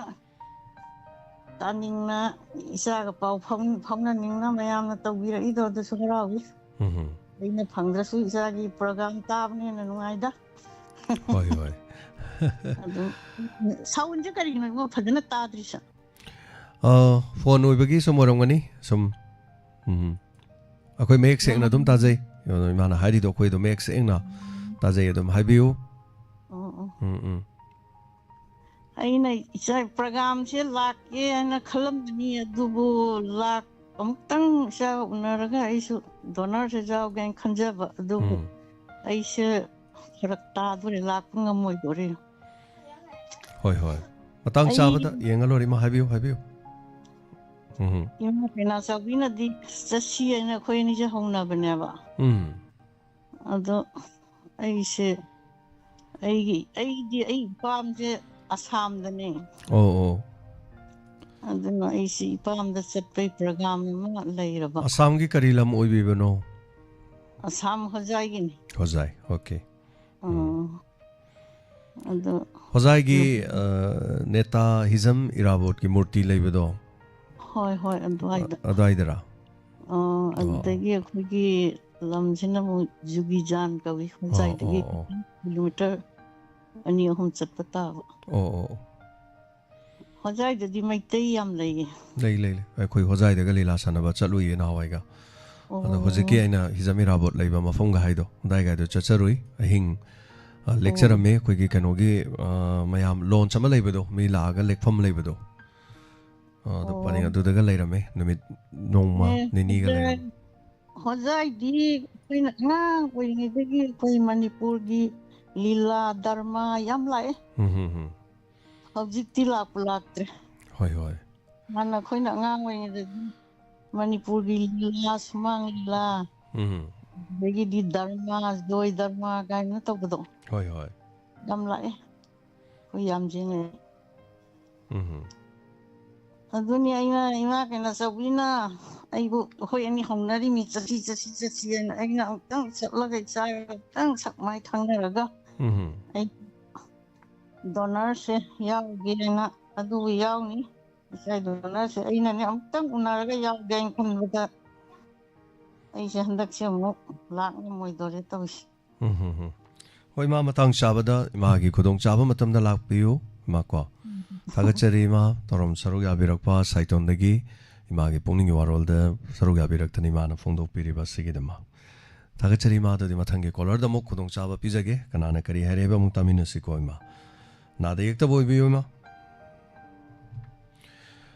ꯑꯩꯈꯣꯏꯒꯤ ꯊꯧꯔꯝꯁꯤ ꯐꯣꯟꯗ ꯅꯠꯇꯕ ꯑꯗꯣꯝꯅ ꯀꯔꯤꯒꯨꯝꯕ smart TV ꯑꯃ ꯂꯩꯇꯥꯔꯕ smart TV ꯍꯥꯏꯁꯤ ꯑꯗꯨꯝ ꯃꯌꯥꯝ ꯈꯪꯕꯤꯔꯝꯒꯅꯤꯀꯣ ꯏꯃꯥ ꯏꯕꯦꯜꯁꯤꯡ ꯈꯪꯗꯕꯁꯨ ꯌꯥꯎꯔꯝꯕ ꯌꯥꯏ ꯑꯗꯨꯒ ꯁ꯭ꯃꯥꯔꯠ ꯇꯤꯚꯤ ꯍꯥꯏꯁꯤ ꯑꯩꯈꯣꯏꯒꯤ ꯏꯟꯇꯔꯅꯦꯠꯇꯒꯤ ꯑꯗꯨꯝ ꯋꯥꯏꯐꯥꯏꯗ ꯁꯝꯃꯒ ꯇꯤꯚꯤ ꯌꯦꯡꯕ ꯌꯥꯕ ꯍꯥꯏꯇꯥꯔꯦ ꯑꯗꯨ ꯂꯩꯇꯥꯔꯒꯗꯤ ꯑꯗꯣꯝꯅ ꯑꯩꯈꯣꯏꯒꯤ ꯗꯥꯏꯃꯟ ꯇꯤꯚꯤꯁꯤ ꯑꯗꯣꯝꯅ ꯌꯨꯇ꯭ꯌꯨꯕ ꯆꯦꯅꯦꯜꯗꯒꯤ ꯑꯗꯨꯝ ꯌꯦꯡꯕ ꯌꯥꯅꯦꯕ ꯑꯗꯨꯅ ꯁ꯭ꯃꯥꯔꯠ ꯇꯤꯚꯤꯗꯨꯗ ꯀꯅꯦꯛ ꯇꯧꯅꯅꯕꯒꯤ ꯏꯟꯇꯔꯅꯦꯠ ꯂꯩꯇꯦ ꯍꯥꯏꯔꯒꯁꯨ ꯏꯟꯇꯔꯅꯦꯠꯁꯦ ꯑꯗꯣꯝꯒꯤ ꯐꯣꯟꯗꯒꯤ ꯁꯝꯕꯁꯨ ꯌꯥꯏ ꯑꯗꯣꯝꯒꯤ ꯐꯣꯟꯗꯒꯤ ꯁꯝꯕꯗꯨ ꯅꯨꯡꯉꯥꯏꯇ꯭ꯔꯦ ꯍꯥꯏꯔꯒꯗꯤ ꯏꯟꯇꯔꯅꯦꯠ ꯑꯩꯈꯣꯏꯒꯤ ꯂꯣꯀꯦꯜ ꯏꯟꯇꯔꯅꯦꯠ ꯁꯝꯕꯗꯨꯗꯒꯤ ꯑꯗꯨꯝ ꯏꯟꯇꯔꯅꯦꯠ ꯀꯅꯦꯛꯁꯟ ꯑꯃ ꯇꯧꯔꯒ ꯁ꯭ꯃꯥꯔꯠ ꯇꯤꯚꯤꯗꯨꯗ ꯋꯥꯏꯐꯥꯏ ꯁꯝꯃꯀꯥꯟꯗ ꯇꯤꯚꯤꯗꯨꯅ ꯑꯩꯈꯣꯏ ꯆꯦꯅꯦꯜꯁꯦ ꯑꯗꯨꯝ ꯌꯦꯡꯕ ꯌꯥꯏꯕ ꯑꯩꯈꯣꯏꯅ ꯍꯦꯛ ꯁꯟꯗꯣꯛꯏꯕ ꯊꯧꯔꯝꯁꯦ ꯑꯗꯨꯝ ꯌꯦꯡꯕ ꯌꯥꯏꯕ ꯌꯨꯇ꯭ꯌꯨꯕꯇ ꯌꯦꯡꯕ ꯌꯥꯔꯣꯏꯗꯣꯏꯁꯦ ꯅꯨꯃꯤꯗꯥꯡꯒꯤ ꯇꯌꯥꯏꯒꯤ ꯃꯇꯨꯡꯗꯒꯤꯗꯤ ꯌꯦꯡꯕ ꯌꯥꯔꯔꯣꯏ ꯇꯌꯥꯏ ꯃꯇꯨꯡꯗꯒꯤꯗꯤ ꯏꯪꯂꯤꯁ ꯃꯨꯚꯤ ꯊꯥꯕꯗꯨ ꯑꯩꯈꯣꯏ ꯌꯨꯇ꯭ꯌꯨꯕꯇ ꯊꯥꯗꯦꯕ ꯑꯗꯨꯅ ꯑꯃꯨꯛ ꯑꯌꯨꯛꯀꯤ ꯍꯥꯏꯕ ꯇꯥꯔꯦ ꯄꯨꯡ 7:30ꯗꯒꯤꯗꯤ ꯑꯃꯨꯛ ꯍꯟꯅ ꯌꯨꯇ꯭ꯌꯨꯕꯇ ꯑꯗꯨꯝ ꯌꯦꯡꯕ ꯌꯥꯗꯣꯏꯕ ꯑꯗꯨꯅ ꯍꯥꯏꯔꯤꯕꯁꯤ ꯏꯟꯇꯔꯅꯦꯠꯀꯤ ꯍꯥꯏꯇꯥꯔꯦꯀꯣ ꯏꯟꯇꯔꯅꯦꯠꯀꯤ ꯈꯨꯗꯣꯡꯆꯥꯗꯕꯁꯤ ꯏꯟꯇꯔꯅꯦꯠ ꯑꯩꯈꯣꯏꯗ ꯍꯥꯏꯗꯤ ꯏꯟꯇꯔꯅꯦꯠ ꯐꯥꯏꯕꯔ ꯂꯩꯇꯦ ꯏꯟꯇꯔꯅꯦꯠ ꯇꯤꯡꯕꯤꯌꯨ ꯍꯥꯏꯕ ꯌꯥꯗꯦ ꯍꯥꯏꯔꯒꯗꯤ ꯀꯔꯤꯝ ꯋꯥꯕꯤꯔꯣꯅꯣꯕ ꯍꯧꯖꯤꯛꯇꯤ ꯖꯤꯑꯣꯒꯤꯁꯨ ꯖꯤꯑꯣ ꯐꯥꯏꯕꯔꯒꯤ ꯃꯣꯏ ꯖꯤꯑꯣ ꯏꯌꯥꯔꯅ ꯑꯃ ꯊꯣꯛꯑꯦ ꯑꯗꯣ ꯖꯤꯑꯣ ꯏꯌꯥꯔ ꯅꯠꯇꯕ ꯑꯃ ꯊꯣꯛꯑꯦ ꯍꯧꯖꯤꯛꯇꯤ ꯀꯔꯝꯕ ꯑꯩꯈꯣꯏꯒꯤ ꯁꯤꯗꯩꯗ ꯏꯌꯥꯔ ꯐꯥꯏꯕꯔ ꯑꯦꯛꯁꯇ꯭रीम ꯁꯤ ꯊꯣꯛꯑꯦꯕ ꯍꯧꯖꯤꯛꯇꯤ ꯃꯁꯤ ꯌꯥꯝꯗꯦ ꯂꯨꯄꯥ 2,200-300 ꯃꯅꯨꯡꯗ ꯄꯤ ꯑꯗꯨꯒ ꯃꯥꯒꯤ ꯄ꯭ꯔꯗꯛꯁꯤ ꯄꯣꯠ ꯑꯅꯤꯈꯛ ꯄꯤꯒꯅꯤ ꯁꯨꯃꯥꯏꯅ ꯁꯤꯗꯩꯗ ꯏꯌꯥꯔꯇꯦꯜꯒꯤ ꯁꯤꯒꯤ ꯄꯣꯠ ꯑꯅꯤꯁꯤ ꯄꯤꯒꯅꯤ ꯁꯤꯒꯤ ꯌꯦꯠꯂꯣꯝ ꯊꯪꯕ ꯁꯤꯅ ꯁꯤꯗꯒꯤ ꯑꯩꯈꯣꯏꯒꯤ ꯀꯅꯦꯛ ꯇꯧꯒꯗꯕꯅꯤ ꯃꯥꯒꯤ ꯃꯅꯤꯡꯁꯦ ꯁꯨꯃꯥꯏꯅ ꯂꯩꯔꯦ ꯃꯅꯤꯡ ꯁꯥꯏꯠ ꯎꯠꯆꯔꯛꯀꯦ ꯁꯤꯗꯩꯗ ꯑꯩꯈꯣꯏꯒꯤ ꯀꯝꯄ꯭ꯌꯨꯇꯔꯗ ꯊꯤꯟꯕ ꯀꯝꯄ꯭ꯌꯨꯇꯔ ꯑꯅꯤ ꯊꯤꯟꯕ ꯌꯥꯔꯦ ꯑꯗꯨꯒ ꯍꯤꯒꯣꯛꯁꯤꯅ ꯑꯩꯈꯣꯏꯒꯤ ꯁꯣꯝꯒꯤ ꯀꯩꯅꯣꯁꯤꯗ ꯊꯤꯜꯂꯛꯀꯗꯣꯏꯅꯤ ꯏꯌꯥꯔꯇꯦꯜ ꯊꯥꯔꯤꯕ ꯑꯆꯧꯕꯁꯦ ꯁꯤꯗꯒꯤ ꯂꯥꯏꯟ ꯑꯃ ꯂꯥꯛꯇꯣꯏꯅꯤ ꯁꯤ ꯊꯤꯜꯂ ꯂꯣꯏꯔꯦ ꯐꯛꯂꯥꯡ ꯇꯧꯔꯒ ꯐꯛꯂꯥꯡꯗ ꯊꯦꯠꯄꯒꯤ ꯃꯊꯧ ꯇꯥꯗꯦ ꯑꯗꯒꯤ ꯃꯄꯥꯟꯗ ꯁꯨꯃꯥꯏꯅ ꯊꯦꯠꯄꯩꯁꯨ ꯃꯊꯧ ꯇꯥꯗꯦ ꯏꯃꯨꯡꯗ ꯑꯗꯨꯝ ꯊꯝꯃꯁꯨ ꯑꯗꯨꯝ ꯌꯥꯏ ꯊꯣꯡꯅꯥꯎ ꯑꯃꯗ ꯑꯗꯨꯝ ꯁꯨꯃꯥꯏꯅ ꯊꯦꯠꯂꯒ ꯑꯗꯨꯝ ꯌꯥꯔꯦ ꯃꯥꯏꯀꯩ ꯑꯣꯟꯕꯒꯤꯁꯨ ꯃꯊꯧ ꯇꯥꯗꯦ ꯃꯥ ꯁꯣꯝꯗ ꯑꯣꯟꯗꯧꯅꯤ ꯁꯣꯝꯗ ꯑꯣꯟꯗꯧꯅꯤ ꯍꯥꯏꯕꯒꯤ ꯋꯥꯐꯝ ꯀꯔꯤꯝꯇ ꯂꯩꯇꯦ ꯑꯗꯨꯅ ꯃꯁꯤ ꯀꯛꯆꯤꯡꯗ ꯑꯩꯈꯣꯏꯒꯤ ꯕ꯭ꯔꯥꯟꯆ ꯂꯩ ꯊꯧꯕꯥꯜꯗ ꯈꯥꯡꯉꯕꯣꯛꯇ ꯕ꯭ꯔꯥꯟꯆ ꯑꯃ ꯂꯩ ꯑꯗꯨ ꯏꯝꯐꯥꯜꯗꯁꯨ ꯏꯝꯐꯥꯜꯒꯤ ꯕ꯭ꯔꯥꯟꯆ ꯑꯃ ꯂꯩ ꯍꯥꯏꯔꯤꯕꯁꯤ ꯁꯝꯅꯕꯒꯤ ꯑꯗꯨꯝ ꯀꯔꯤꯝꯇ ꯆꯪꯅꯤꯡꯉꯥꯏ ꯂꯩꯇꯦ ꯂꯨꯄꯥ 2,200 ꯁꯝꯊꯤꯡ ꯈꯔ ꯆꯪꯉꯒ ꯁꯤꯁꯦ ꯑꯗꯨꯝ ꯌꯨꯝꯗ ꯊꯦꯠꯂꯀꯥꯟꯗ ꯏꯟꯇꯔꯅꯦꯠꯁꯦ ꯑꯗꯨꯝ ꯐꯪꯉꯅꯤ ꯑꯗꯨꯒ ꯑꯍꯥꯟꯕ ꯂꯧꯔꯨꯕ ꯀꯥꯟꯗ ꯊꯥ 6ꯀꯤ ꯏꯟꯇꯔꯅꯦꯠꯁꯦ ꯐ꯭ꯔꯤ ꯑꯣꯏꯔꯅꯦꯕ ꯊꯥ 6ꯁꯦ ꯐ꯭ꯔꯤ ꯑꯣꯏꯔꯅꯦꯕ ꯍꯧꯖꯤꯛꯀꯤꯗꯨꯗ ꯑꯗꯣ ꯊꯥ 6ꯀꯤ ꯐ꯭ꯔꯤꯁꯤꯅ ꯑꯗꯣꯝꯅ ꯁꯤꯗꯒꯤ ꯔꯥꯎꯇꯔꯁꯤꯗꯒꯤ adom yum the lady me loin internet sambe harani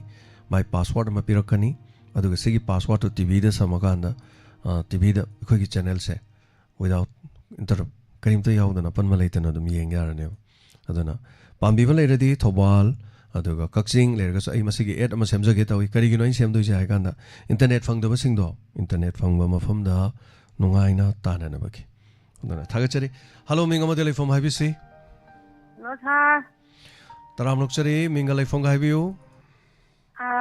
ya pok to tene ngala koi tare la ko ya ko ina dam na dane taram lokchari tapiu kari wafam habi ningi habiu ngangi lo tai do lao do so nungai re ta ba da sa ngang ai di jingen du lak to la wo nyung re sa so no mang re ni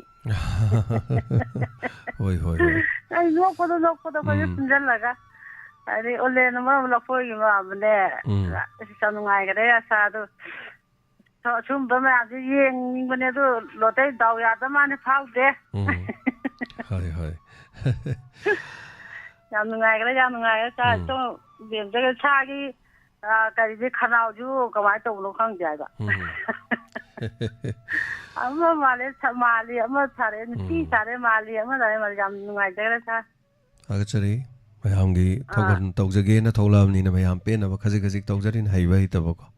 honajari ni hai tarin thagan ni ngai ni sa tang wani da sa khang de thagachari somna tawna nungai na sum hajara ko ni sa khonjen taning da na do thagachari am nungajare thorom saruga birakpa aduga honajar ke mathang mayam support tobiu thagachari thank you so much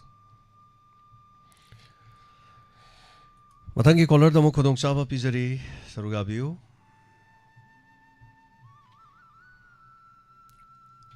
hello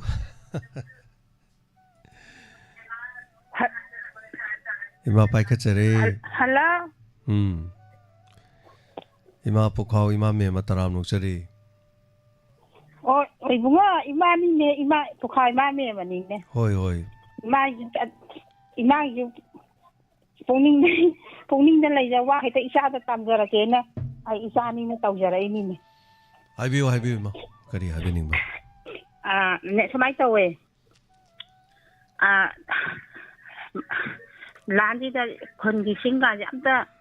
thaba yan da ji phangjadra bane ba ko chahi ani mu kusiga di phanabu yam koire yan da ba ke do handak ti yale khongi singa do yan da na taw ba ne ima ji nungai man da isa da tangla ini ne chingi singdu yala kana oidoino masa ni yanari ro ang ma tahi ba gi thana ba nawai ahlaman na lai ngai lisang tahi matam koina lisang china yala ba ni pukhaw gi choi kan je singya ba matam ne ba kum ma gi thana ba adu ko lan ji da dom yan gi da ba adu handak ti yale lamai tharaga ima lamai thado ga mai do mai sing do mai sakhalaga yan baga to yaw bro thaina dina mai thado me ba ko haide da na adu mai tharaga ma gi launa me ba adu tawdre hujiki mai thadre mai sung thadre sala ga yala ga ne mai thaba do ma yam phatti mai thaba do yam phatte bo mai bungo mai thaba ni jang ai ne ka mai to ge bu hujiki se pukhaw gi lau si ka mai to ge bu ne hujiki sa ru si ama ka laitre mo chen muna lai ra taru ji mai thaba gi mai khu si na po ma jani ima na sal hoi ba chat pa kana taw ba si da ado pukhaw gi ju hingong koi doi ne na hangam hawai da holle ba ko ado hangam ji hujiki dang pokhai pokhai bu su u ba phangde khangde tawi je kari isa hindi la samgi je isa gi asira ulak pa di phatadro ma hangam do ado osigi di ya marudo hujiki pokhai ra ga ne pokhai ra pu su mu pasang anghala kanghala la ya ba ado sandina saloi bang ga khoi ga ne huji hoi ba chala ba hauramani chala toramni ana sanji chen boy thado koi taw lai re mai taw ei go adu ne that mai khu hin pu ma jani charum tha ba chita charu tha da ba lokham am ta laitre akoi khudi ka chi nan thado piran ne akoi na chakhai ja ge na taw ba ka phangjadre ख्वाइदगी फत्तबदी चरुमै थाबदु ख्वाइ फत्तबने लौमी सिंदा फने यामना हाइरे एग्रीकल्चर की डिपार्टमेंट हाइरे ꯀꯔꯤꯃꯇ ꯂꯧꯗꯦ ꯀꯔꯤꯃꯇ ꯇꯥꯕꯤꯗꯦ ꯂꯧꯃꯤꯁꯤꯡꯅ ꯈꯜꯂꯦ ꯆꯔꯨꯗꯨ ꯃꯩ ꯊꯥꯗꯣꯛꯑꯒ ꯆꯔꯨꯒꯤ ꯎꯠꯇꯨꯅ ꯂꯧꯐꯝꯗ ꯀꯥꯟꯅꯕ ꯄꯤ ꯍꯥꯏꯅ ꯈꯜꯂꯦꯕ ꯑꯩꯈꯣꯏꯒꯤ ꯑꯔꯥꯟꯕ ꯋꯥꯈꯜ ꯍꯥꯏꯇꯥꯔꯦ ꯑꯗꯣ ꯃꯁꯤ ꯁꯥꯏꯟꯇꯤꯐꯤꯀꯦꯜꯂꯤꯁꯨ ꯌꯥꯗꯕ ꯍꯥꯏꯇꯥꯔꯦ ꯑꯩꯈꯣꯏꯒꯤ ꯂꯧꯐꯝꯁꯤꯗ ꯏꯃꯥ ꯀꯔꯤ ꯂꯩꯒꯦꯕꯨ ꯑꯩꯈꯣꯏꯒꯤ ꯂꯧ ꯎꯔꯤꯕ ꯂꯧꯐꯝꯁꯦ ꯁꯤꯗꯩꯗ ꯂꯧꯐꯝꯁꯤꯗ ꯇꯤꯟ ꯃꯌꯥꯝ ꯑꯃ ꯂꯩꯌꯦꯕ ꯇꯤꯟꯁꯤ ꯃꯈꯜꯁꯦ ꯐꯠꯇꯕ ꯇꯤꯟ ꯑꯐꯕ ꯇꯤꯟ ꯍꯥꯏꯗꯅ ꯃꯈꯜ ꯂꯩꯌꯦꯕ ꯑꯗꯩꯗ ꯁꯤꯗꯩꯗ ꯌꯥꯝꯅ ꯑꯩꯈꯣꯏ ꯑꯣꯔꯒꯥꯅꯤꯛ ꯑꯣꯏꯕ ꯑꯩꯈꯣꯏꯒꯤ ꯀꯩꯅꯣ ꯍꯥꯏꯇꯥꯔꯦ ꯇꯤꯟ ꯃꯈꯜ ꯑꯃ ꯍꯥꯏꯇꯥꯔꯦ ꯑꯩꯈꯣꯏꯁꯤ ꯃꯌꯥꯝ ꯑꯃ ꯂꯩꯌꯦꯕ ꯑꯩꯈꯣꯏꯒꯤ ꯁꯝꯅ ꯍꯥꯏꯔꯕꯗ ꯑꯩꯈꯣꯏ ꯍꯌꯦꯡ ꯐꯧ ꯊꯥꯔꯦꯗꯅ ꯐꯧꯁꯤꯗ ꯇꯤꯟ ꯃꯈꯜ ꯑꯃ ꯇꯥꯔꯛꯑꯦꯕ ꯁꯤꯒꯤ ꯇꯥꯔꯛꯏꯕ ꯇꯤꯟꯁꯤ ꯀꯅꯥꯅ ꯆꯥꯗꯣꯏꯅꯣ ꯍꯥꯏꯀꯥꯟꯗ ꯉꯁꯥꯏꯒꯤ ꯑꯐꯕ ꯇꯤꯟ ꯑꯃ ꯂꯩꯔꯤꯕ ꯁꯤ ꯇꯤꯟꯁꯤꯅ ꯐꯧꯗ ꯇꯥꯔꯛꯏꯕ ꯇꯤꯟꯁꯤ ꯆꯥꯖꯗꯣꯏꯕ ꯃꯥꯏ ꯃꯆꯤꯟꯖꯥꯛ ꯑꯣꯏꯗꯣꯏꯕ ꯍꯥꯏꯇꯥꯔꯦ ꯑꯗꯨ ꯀꯃꯥꯏꯅ ꯇꯧꯒꯦꯕꯨ ꯑꯩꯈꯣꯏꯅ ꯂꯣꯏꯅ ꯆꯔꯨꯗꯨ ꯃꯩ ꯊꯥꯗꯣꯛꯑꯒꯗꯤ ꯍꯥꯏꯔꯤꯕ ꯇꯤꯟꯁꯤꯡꯗꯣ ꯃꯔꯨꯝ ꯑꯩꯈꯣꯏꯒꯤ ꯂꯧꯗ ꯂꯧꯐꯝꯁꯤꯡꯗ ꯂꯩꯕꯗꯣ ꯃꯔꯨꯝ ꯀꯣꯛꯁꯜꯂꯒ ꯊꯔꯣꯏꯗꯧꯅ ꯂꯣꯠꯂ ꯂꯩꯕ ꯃꯌꯥꯝ ꯂꯩꯌꯦꯕ ꯁꯤꯁꯦ ꯍꯌꯦꯡ ꯏꯁꯤꯡ ꯂꯩꯔꯀꯥꯟꯗ ꯃꯣꯏꯁꯦ ꯑꯗꯨꯝ ꯃꯔꯨꯝ ꯀꯣꯛꯊꯣꯛꯄꯗ ꯃꯔꯨꯝꯗꯣ ꯆꯣꯠꯊꯣꯛꯑꯒ ꯆꯥꯎꯔ ꯃꯆꯥ ꯊꯣꯛꯂꯛꯑꯀꯥꯟꯗ ꯃꯣꯏ ꯃꯁꯥꯁꯦ ꯑꯃꯨꯛ ꯆꯥꯅꯕꯒꯤ ꯊꯤꯔꯛꯇꯣꯏꯅꯦꯕ ꯆꯥꯅꯕ ꯊꯤꯔꯀꯥꯟꯗ ꯉꯁꯥꯏ ꯐꯠꯇꯕ ꯇꯤꯟꯗꯣ ꯆꯥꯗꯣꯏꯅꯦꯕ ꯑꯗꯣ ꯁꯤꯒꯨꯝꯕ ꯇꯤꯟꯁꯤꯡꯁꯦ ꯃꯩ ꯊꯥꯗꯣꯛꯄ ꯀꯥꯟꯗ ꯃꯔꯨꯝꯗꯨꯁꯨ ꯂꯣꯏꯅ ꯀꯪꯉꯅꯤ ꯂꯣꯏꯅ ꯁꯤꯔꯅꯤ ꯇꯤꯟꯁꯤꯡꯗꯨꯁꯨ ꯂꯣꯏꯅ ꯁꯤꯔꯅꯤ ꯑꯗꯩꯗꯤ ꯀꯩꯗꯧꯔꯅꯤ ꯑꯩꯈꯣই ꯂꯩꯄꯥꯛ ꯂꯩꯍꯥꯎꯁꯦ ꯑꯜꯀꯥꯏꯟ ꯑꯣꯏꯕ ꯍꯥꯏꯇꯥꯔꯦ ꯑꯜꯀꯥꯏꯟ ꯑꯣꯏꯕ ꯍꯥꯏꯕꯗꯤ ꯀꯔꯤꯅꯣ ꯍꯥꯏꯀꯥꯟꯗ ꯏꯃꯥ ꯑꯩꯈꯣꯏꯅ ꯆꯦꯛ ꯁꯥꯔꯤꯕ ꯌꯨꯝꯒꯤ ꯆꯦꯛꯁꯦ ꯃꯩ ꯊꯥꯗꯣꯛꯈ꯭ꯔꯀꯥꯟꯗ ꯆꯦꯛꯁꯤ ꯃꯩ ꯊꯥꯗꯣꯛꯑꯀꯥꯟꯗ ꯂꯩꯕꯥꯛꯁꯤ ꯆꯦꯛ ꯑꯣꯜꯂꯤꯗꯅ ꯑꯗꯨꯃꯥꯏꯅ ꯇꯧꯗꯅ ꯑꯩꯈꯣꯏꯅ ꯃꯩ ꯊꯥꯗꯣꯛꯑꯗꯤ ꯂꯧꯕꯨꯛꯇ ꯂꯩꯔꯤꯕ ꯑꯩꯈꯣꯏꯒꯤ ꯂꯩꯄꯥꯛꯇꯣ ꯆꯦꯛ ꯑꯣꯜꯂꯦꯕ ꯆꯦꯛ ꯑꯣꯟꯕ ꯍꯥꯏꯕꯗꯤ ꯀꯟ ꯂꯥꯎꯔ ꯀꯥꯛ ꯂꯥꯎꯍꯜꯂꯦ ꯄꯨꯔꯥ ꯆꯦꯛꯇꯧ ꯅꯨꯡꯗꯧꯅ ꯑꯣꯏꯗ꯭ꯔꯁꯨ ꯑꯗꯨꯗꯤ ꯏꯃꯥ ꯌꯦꯡꯕꯤꯔꯣꯅꯦ ꯄꯣꯠ ꯆꯩ ꯊꯥꯒꯗꯧꯔꯤꯕ ꯂꯩꯕꯥꯛꯇꯨꯕꯨ ꯃꯩ ꯊꯥꯗꯣꯛꯑꯒ ꯃꯩꯗꯨꯗ ꯀꯔꯤ ꯂꯩꯍꯥꯎ ꯌꯥꯎꯗꯣꯏꯅꯣ ꯂꯩꯍꯥꯎꯗꯨ ꯌꯥꯎꯗ꯭ꯔꯕꯅꯤꯅ ꯑꯜꯀꯥꯏꯟ ꯑꯣꯏꯕ ꯀꯧꯔꯅꯦꯕ ꯑꯜꯀꯥꯏꯟ ꯑꯣꯏꯔꯗꯤ ꯃꯥ ꯄꯣꯇꯥꯁ ꯋꯥꯠꯂꯅꯤ ꯄꯣꯇꯥꯁꯤꯌꯝ ꯍꯥꯏꯇꯥꯔꯦ ꯑꯗꯒꯤ ꯇꯣꯉꯥꯟꯕ ꯂꯩꯄꯥꯛ ꯂꯩꯍꯥꯎ ꯃꯌꯥꯝ ꯋꯥꯠꯂꯅꯦꯕ ꯑꯗꯨꯅ ꯑꯩꯈꯣꯏ ꯂꯧꯃꯤꯁꯤꯡꯅ ꯄꯟꯖꯥꯕꯇꯒꯥꯏꯗꯤ ꯑꯩꯅ ꯊꯥꯒꯗꯧꯔꯤꯕ ꯂꯧꯐꯝꯁꯤꯗ ꯀꯔꯤ ꯑꯩꯒꯤ ꯂꯩꯄꯥꯛ ꯂꯩꯍꯥꯎꯁꯤ ꯀꯔꯤ ꯇꯧꯒꯦ ꯍꯥꯏꯅ ꯁꯣꯏꯜ ꯇꯦꯁ ꯇꯧꯔꯒ ꯊꯥꯏꯌꯦꯕ ꯁꯣꯏꯜ ꯇꯦꯁ ꯇꯧꯕ ꯍꯥꯏꯕꯗꯤ ꯁꯤꯗꯩꯗ ꯑꯩꯒꯤ ꯂꯩꯄꯥꯛꯁꯤꯗ ꯀꯔꯤ ꯋꯥꯠꯀꯦ ꯚꯤꯇꯥꯃꯤन ꯀꯔꯤ ꯋꯥꯠꯂꯤ ꯀꯔꯤ ꯇꯤꯟ ꯌꯥꯎꯏ ꯑꯗꯨꯒ ꯁꯤꯅ ꯀꯔꯤ ꯋꯥꯠꯂꯤꯅꯣ ꯀꯔꯤ ꯆꯥꯏꯗꯣꯏꯅꯣ ꯍꯥꯏꯕꯗꯨ ꯌꯦꯡꯊꯣꯛꯑꯦꯕ ꯑꯗꯨ ꯑꯣꯏꯔꯗꯤ ꯑꯩꯒꯤ ꯂꯧꯐꯝꯗꯨꯗ ꯋꯥꯠꯂꯤꯕ ꯄꯣꯠꯇꯣ ꯑꯗꯨ ꯈꯛꯇꯪ ꯆꯥꯏꯔꯀꯥꯟꯗ ꯑꯩꯒꯤ ꯂꯧꯐꯝꯗꯨꯒꯤ ꯑꯣꯏꯅ ꯐꯗꯣꯏꯅꯦꯕ ꯑꯗ ꯑꯩꯈꯣꯏꯗꯤ ꯀꯩꯗꯧꯔꯦ ꯑꯁ꯭ꯋꯥꯏꯗ ꯂꯧ ꯄꯔꯤ ꯑꯃꯅꯤ ꯂꯥꯞꯄ ꯃꯤꯗꯣ ꯑꯗꯨꯅ ꯈꯜꯂꯤꯅꯤꯀꯣ ꯑꯁ ꯇꯣꯡꯕꯒꯤꯗꯤ ꯄꯣꯇꯥꯁꯤꯌꯝꯁꯨ ꯆꯥꯏꯁꯟꯈ꯭ꯔꯦ ꯌꯨꯔꯤꯌꯥꯁꯨ ꯆꯥꯏꯁꯟꯈ꯭ꯔꯦ ꯗꯥꯏꯃꯣꯟꯁꯨ ꯆꯥꯏꯁꯟꯈ꯭ꯔꯦ ꯑꯗꯨ ꯑꯣꯏꯔꯗꯤ ꯃꯥꯏꯗꯣ ꯅꯪꯒꯤꯗꯣ ꯀꯔꯤꯅꯣ ꯆꯥꯏꯔꯤꯗꯨꯕꯣꯅ ꯍꯪꯉꯦ ꯃꯥꯏꯗꯣ ꯍꯪꯉꯦ ꯑꯗꯨꯒ ꯃꯥꯅ ꯆꯥꯏꯕꯉꯩꯗꯣ ꯂꯣꯏ ꯀꯣꯄꯤ ꯇꯧꯔ ꯃꯉꯣꯟꯗ ꯑꯃꯨꯛ ꯂꯣꯏ ꯆꯥꯏꯌꯦꯕ ꯃꯥꯒꯤ ꯂꯩꯄꯥꯛ ꯂꯩꯍꯥꯎꯗꯨꯗꯗꯤ ꯃꯥꯟꯅꯗꯕꯅꯤꯅ ꯃꯉꯣꯟꯗꯗꯤ ꯆꯥꯏꯔꯣꯏꯗꯧꯕ ꯄꯣꯠꯁꯨ ꯆꯥꯏꯁꯜꯂꯦꯕ ꯑꯗꯣ ꯌꯥꯝ ꯁꯥꯡꯅ ꯉꯥꯡꯃꯟꯈ꯭ꯔꯦ ꯏꯃꯥ ꯑꯩꯁꯦ ꯈꯤꯇꯪ ꯑꯩꯁꯨ ꯉꯥꯡꯅꯤꯡꯕ ꯁꯤꯒꯤ ꯇꯣꯄꯤꯛꯁꯦ ꯑꯗꯣ ꯑꯦꯒ꯭ꯔꯤꯀꯜꯆꯔꯒꯤ ꯗꯤꯄꯥꯔꯠꯃꯦꯟꯒꯤ ꯁꯤꯗ ꯑꯣꯐꯤꯁꯥꯔ ꯎꯅꯈ꯭ꯔꯦ ꯑꯩꯅ ꯀꯌꯥꯔꯥꯅ ꯎꯅꯔꯦ ꯂꯧꯕꯨꯛꯇ ꯃꯩ ꯊꯥꯕꯁꯤ ꯆꯨꯝꯕ꯭ꯔꯥ ꯍꯥꯏ ꯀꯥꯟꯗ ꯃꯩ ꯊꯥꯔꯣꯏꯗꯧꯕꯅꯤ ꯍꯥꯏꯕ ꯁꯤꯅ ꯂꯩꯄꯥꯛ ꯂꯩꯍꯥꯎꯗ ꯌꯥꯝꯅ ꯁꯣꯛꯍꯜꯂꯦ ꯍꯥꯏꯕꯁꯦ ꯃꯗꯨ ꯑꯩꯅ ꯀꯣꯏꯊꯣꯛꯑꯒ ꯏꯃꯥꯅ ꯋꯥꯍꯪꯁꯦ ꯍꯪꯉꯤꯉꯩꯗ ꯈꯨꯗꯣꯡꯆꯥꯕ ꯂꯧꯔꯒ ꯅꯆꯥꯅ ꯍꯥꯏꯖꯕꯅꯦ ꯑꯩ ꯑꯦꯒ꯭ꯔꯤꯀꯜꯆꯔ ꯗꯤꯄꯥꯔꯠꯃꯦꯟꯒꯤ ꯊꯕꯛ ꯇꯧꯕ ꯃꯤ ꯅꯠꯇꯦ ꯑꯗꯨ ꯑꯣꯏꯔꯒꯁꯨ ꯑꯩꯈꯣꯏꯅ ꯁꯤꯒꯨꯝꯕ ꯊꯧꯗꯣꯛ ꯃꯌꯥꯝ ꯑꯃ ꯋꯥꯔꯤ ꯋꯥꯇꯥꯏ ꯁꯥꯕꯗ ꯑꯣꯖꯥ ꯒꯨꯔꯨꯁꯤꯡꯗꯨꯅ ꯍꯥꯏꯕ ꯋꯥꯐꯝꯗꯣ ꯑꯩꯈꯣꯏꯅ ꯇꯥꯔꯒ ꯑꯩꯈꯣꯏꯅ ꯂꯧꯁꯜꯍꯧꯕ ꯋꯥꯐꯝꯅꯤ ꯍꯥꯏꯇꯥꯔꯦ ꯏꯃꯥ ꯌꯥꯝ ꯅꯨꯡꯉꯥꯏꯖꯔꯦ ꯏꯃꯥ ꯑꯗꯣ ꯁꯤꯡꯁꯨ ꯌꯥꯜꯂꯦ ꯍꯥꯏꯔꯦ ꯏꯃꯥꯅ ꯂꯣꯏꯅ ꯇꯥꯛꯄꯤꯔꯦ ꯅꯨꯡꯉꯥꯏꯖꯔꯦ ꯊꯥꯒꯠꯆꯔꯤ ꯍꯜꯂꯣ ꯃꯃꯤꯡ ꯑꯃꯗꯤ ꯂꯩꯐꯝ ꯍꯥꯏꯕꯤꯁꯤ ꯍꯜꯂꯣ ꯏꯕꯨꯡꯉꯣ ꯏꯃꯥ ꯃꯩꯅꯣꯂꯦꯀꯤ ꯏꯃꯥꯅꯦ ꯑꯣ ꯏꯃꯥ ꯇꯔꯥ ꯅꯣꯛꯆꯔꯤ ꯏꯃꯥꯕꯨ ꯊꯕꯛ ꯈꯔ ꯁꯪꯉꯕ꯭ꯔꯣ ꯊꯕꯛꯄꯨꯗꯤ ꯑꯗꯨꯝ ꯁꯪꯉꯤꯗ ꯑꯉꯥꯡ ꯂꯧꯖꯔꯁꯨ ꯑꯗꯨꯝ ꯌꯥꯏꯗ ꯑꯗꯨꯗ ꯃꯦꯃꯥ ꯇꯧꯕꯗꯨ ꯇꯟꯕꯒꯤ ꯍꯣꯏ ꯑꯗꯨ ꯌꯥꯝ ꯅꯨꯡꯉꯥꯏꯔꯦ ꯏꯃꯥ ꯉꯁꯤ ꯁꯔꯨꯛ ꯌꯥꯕꯤꯔꯛꯄ ꯏꯃꯥ ꯍꯛꯆꯥꯡꯗꯤ ꯀꯔꯤꯝ ꯇꯧꯗꯦꯀꯣ ꯅꯨꯡꯉꯥꯏꯅ ꯂꯩꯕꯤꯔꯤꯀꯣ ꯏꯃꯥ ꯏꯁ ꯍꯛꯆꯥꯡꯒꯤ ꯋꯥꯗꯤ ꯏꯕꯨꯡꯉꯣ ꯍꯟꯗꯛ ꯇꯦꯁ ꯑꯃꯨꯛ ꯇꯧꯔꯨꯔꯦ ꯑꯩ ꯍꯦꯜꯊ ꯀꯤꯌꯥꯔꯒꯤꯗꯣ ꯅꯨꯡꯉꯥꯏꯈꯔꯦ ꯏꯆꯥꯅ ꯁꯤꯟꯕꯤꯗꯅ ꯑꯩꯅ ꯍꯦꯜꯊ ꯀꯤꯌꯥꯔ ꯏꯟꯁꯨꯔꯦꯟꯁ ꯌꯥꯎꯖꯕꯗꯨꯅ ꯇꯦꯁ ꯇꯧꯕꯗꯣ ꯄꯩꯁꯥ ꯇꯤꯡꯗ꯭ꯔꯦ ꯑꯗꯨꯕꯨ ꯈꯔ ꯁꯣꯏꯕ ꯌꯥꯎꯔꯝꯗꯅ ꯑꯩꯅ ꯑꯃꯨꯛ 3-4 ꯑꯃꯨꯛ ꯇꯣꯉꯥꯟꯅ ꯑꯃꯨꯛ ꯇꯧꯏ ꯀꯩꯅꯣ ꯇꯧꯕ ꯌꯨꯔꯤꯟꯗ ꯈꯔ ꯕꯦꯔꯥ ꯂꯩꯌꯦꯅ ꯑꯃꯨꯛ ꯇꯣꯉꯥꯟꯕ ꯑꯃꯨꯛ ꯇꯧꯕ ꯄꯨꯡ 24ꯒꯤ ꯇꯧꯕꯤꯗꯣ ꯄꯨꯡ 24ꯒꯤ ꯌꯨꯔꯤꯟ ꯀꯜꯆꯔ ꯌꯨꯔꯤꯟꯒꯤ RL ꯑꯅ ꯍꯥꯏꯗꯅ ꯂꯩ ꯏꯃꯥ ꯑꯗꯨꯅ ꯑꯗꯨ ꯇꯧꯔꯦ ꯑꯗꯨ ꯎꯆꯤꯟꯅꯥꯆꯤꯟꯅ ꯃꯍꯤꯛꯇꯤ ꯌꯥꯎꯔꯝꯗ꯭ꯔꯦ ꯑꯗꯨ ꯌꯥꯎꯔꯝꯗꯕꯗꯒꯤ ꯑꯗꯨꯃ ꯐꯔꯦ ꯑꯗꯨꯒ ꯑꯩ ꯍꯟꯗꯛ ꯇꯥꯡ 35ꯗꯨꯗ ꯁꯨꯒꯔ ꯗꯥꯎꯟ ꯇꯧꯗꯅꯅꯦ ꯕꯦꯔꯥ ꯀꯥꯏꯅꯦꯃꯤ ꯑꯣꯍꯣ ꯑꯗꯨꯗꯤ ꯏꯃꯥ ꯀꯩꯅꯣ ꯇꯧꯕꯤꯌꯣ ꯕꯦꯛ ꯑꯃ ꯏꯃꯥꯒꯤ ꯕꯦꯛꯇꯨꯗ ꯆꯣꯀ꯭ꯂꯦꯠ ꯑꯃ ꯌꯥꯎꯍꯟꯕꯤꯌꯣ ꯆꯣꯀ꯭ꯂꯦꯠ ꯀꯣ ꯀꯤꯠ ꯀꯦꯠꯀꯨꯝꯕ ꯆꯣꯀ꯭ꯂꯦꯠ ꯂꯨꯄꯥ 50-50ꯒ ꯄꯤꯕꯗꯣ ꯑꯗꯣ ꯏꯃꯥ ꯈꯨꯠꯇ ꯖꯤꯡ ꯀꯥꯔꯛꯄ ꯍꯨꯃꯥꯡ ꯀꯥꯔꯛꯄ ꯑꯗꯣ ꯈꯨꯠꯁꯦ ꯀꯣꯟꯁꯤꯟꯕꯗ ꯖꯤꯡ ꯎꯆꯦꯛ ꯃꯈꯣꯡ ꯍꯧꯕ ꯍꯥꯏꯕ꯭ꯔꯥ ꯀꯩꯅꯣ ꯑꯗꯨꯃꯥꯏꯅ ꯇꯧꯔꯛꯑꯗꯤ ꯑꯗꯨꯗ ꯇꯧꯒꯗꯧꯅꯤ ꯑꯗꯨ ꯀꯩꯗꯧꯕꯩꯅꯣ ꯍꯨꯃꯥꯡ ꯑꯅꯞꯄꯤ ꯀꯥꯡꯉꯛꯀꯅꯤ ꯈꯨꯠꯇꯨ ꯖꯤꯡ ꯖꯤꯡ ꯖꯤꯡ ꯖꯤꯡ ꯂꯥꯎꯔꯛꯀꯅꯤ ꯑꯗꯨ ꯀꯥꯟꯗꯨꯗꯅꯦꯕ ꯃꯁꯥꯅ ꯑꯗꯨꯗꯒꯤ ꯀꯦꯛꯇꯣ ꯃꯇꯦꯛ ꯑꯃ ꯊꯠꯂꯒꯅꯦ ꯇꯛꯑꯅ ꯎꯝꯃꯣ ꯑꯗꯨꯒ ꯆꯞ ꯆꯞ ꯆꯞ ꯁꯥꯏꯔꯒ ꯏꯃꯥ ꯌꯣꯠꯁꯟꯕꯤꯌꯣ ꯑꯗꯨꯝ ꯐꯔꯗꯧꯅꯤ ꯑꯗꯣ ꯏꯕꯨꯡ ꯍꯣꯏꯁꯨ ꯇꯧꯕ꯭ꯔꯕꯗꯣ ꯅꯣ ꯑꯗꯨꯒꯨꯝꯕꯗꯤ ꯇꯧꯗꯦ ꯑꯗꯨ ꯏꯃꯥꯁꯤꯗꯤ ꯄꯥꯔꯥꯅꯤꯀꯣ ꯑꯗꯨ ꯁꯨꯒꯔꯁꯤ ꯅꯦꯝꯃꯀꯥꯟꯗ ꯇꯧꯔꯛꯀꯗꯕ ꯊꯕꯛꯅꯤ ꯑꯗꯨꯅ ꯑꯩꯗꯤ ꯏꯃꯥꯁꯦ ꯌꯥꯝ ꯀꯟꯅ ꯇꯧꯔꯝꯕꯅꯤ나 ꯑꯩꯗꯤ ꯂꯣꯏ ꯆꯤꯝꯐꯥ ꯄꯨꯏ ꯍꯥꯏꯇꯥꯔꯦ ꯑꯗꯨꯅ ꯑꯗꯨꯒꯨꯝꯕ ꯃꯇꯝꯗꯨꯗ ꯏꯃꯥꯁꯤ ꯄꯨꯔꯥ ꯖꯤꯔꯣ ꯆꯠꯈꯤꯗꯅ ꯁꯤꯖꯗ ꯂꯩꯀꯥꯟꯗ ꯅꯔꯁ ꯅꯨꯄꯤ ꯑꯃꯅ ꯗꯗꯥ ꯒꯨꯂꯥ ꯄꯨꯔꯛꯑꯣ ꯍꯥꯏꯌꯦꯕ ꯃꯥꯅ ꯑꯩꯉꯣꯟꯗ ꯀꯔꯤꯒꯤꯅꯣꯅꯦ ꯏꯃꯥꯁꯤ ꯅꯥꯗꯅ ꯄꯨꯔꯛꯏꯁꯨ ꯒꯨꯂꯥ ꯄꯨꯔꯛꯑꯣ ꯍꯥꯏꯁꯤꯕꯣꯅ ꯀꯦꯟꯇꯤꯟꯗ ꯄꯞ ꯆꯦꯟꯁꯤꯜꯂꯦ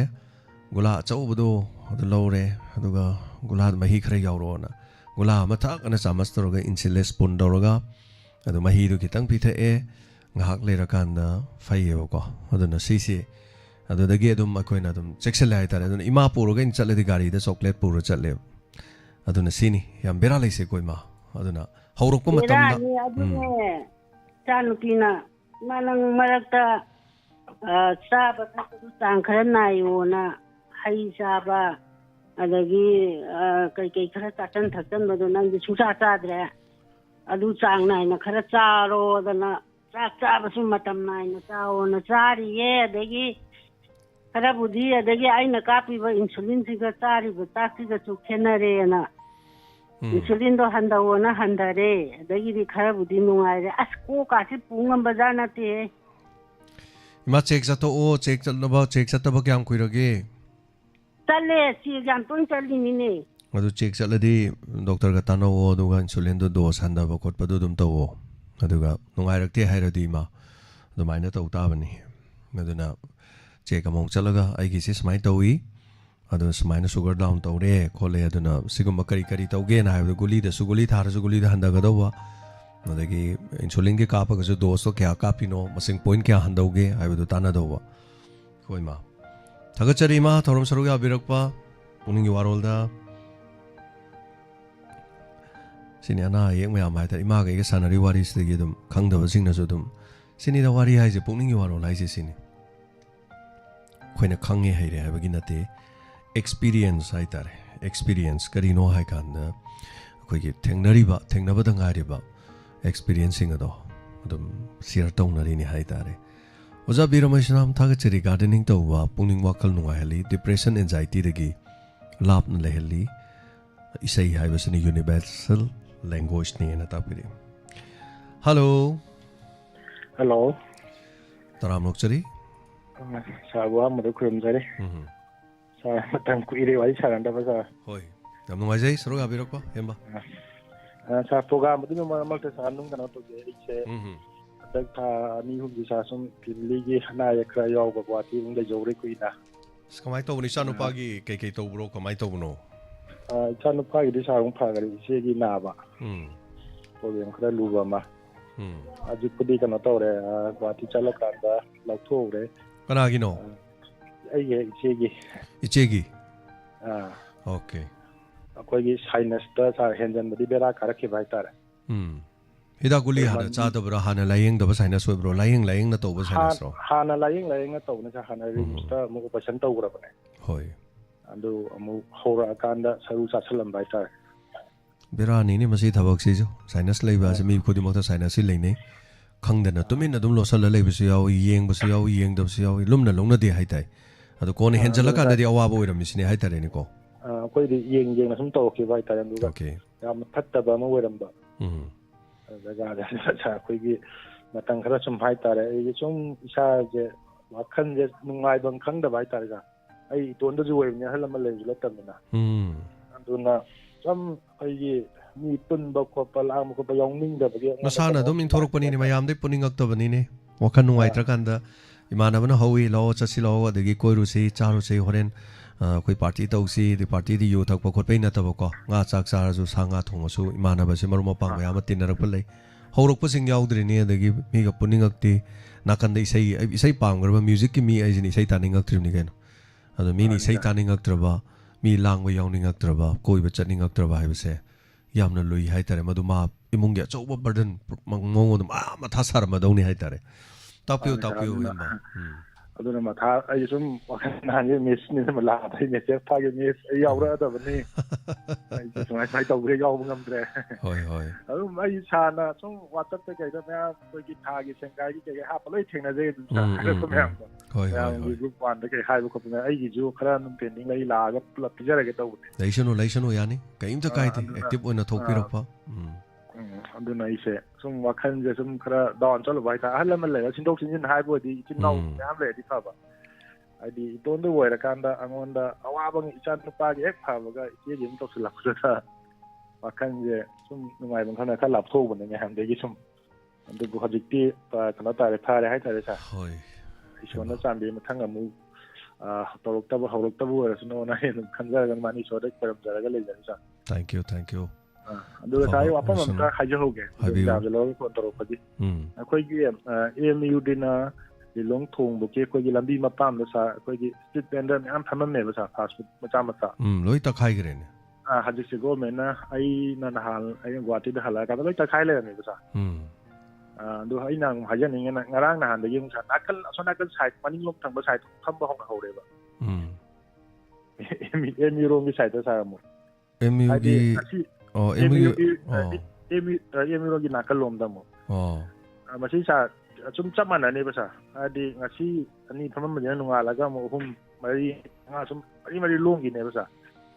ꯍꯣꯏꯅꯦ ꯄꯣꯠ ꯆꯩ ꯂꯩꯕꯁꯨ ꯅꯨꯡꯉꯥꯏꯕ ꯍꯥꯏꯇꯥꯔꯦ ꯑꯗꯨꯋꯥꯏꯗꯣ ꯒꯥꯔꯤ ꯈꯥꯝꯃꯒ ꯀꯩꯅꯣꯝ ꯆꯥꯒꯦꯅ ꯍꯥꯏꯔꯁꯨ ꯑꯩꯈꯣꯏꯁꯨ ꯅꯣꯡ ꯐꯥꯗꯣꯛ ꯑꯗꯨꯝ ꯈꯥꯝꯃ ꯆꯥꯏ ꯀꯩꯅꯣꯝꯃ ꯁꯨꯝ ꯋꯥꯔꯨꯔꯒꯗꯤ ꯃꯐꯝ ꯑꯇꯩꯗ ꯕꯖꯥꯔ ꯃꯅꯨꯡꯗ ꯆꯥꯕ ꯅꯨꯡꯉꯥꯏꯇ꯭ꯔꯁꯨ ꯑꯗꯨꯋꯥꯏꯗ ꯉꯥꯏꯍꯥꯛꯇꯪ ꯐꯝꯃꯒ ꯃꯣꯃꯣꯒ ꯆꯥꯕ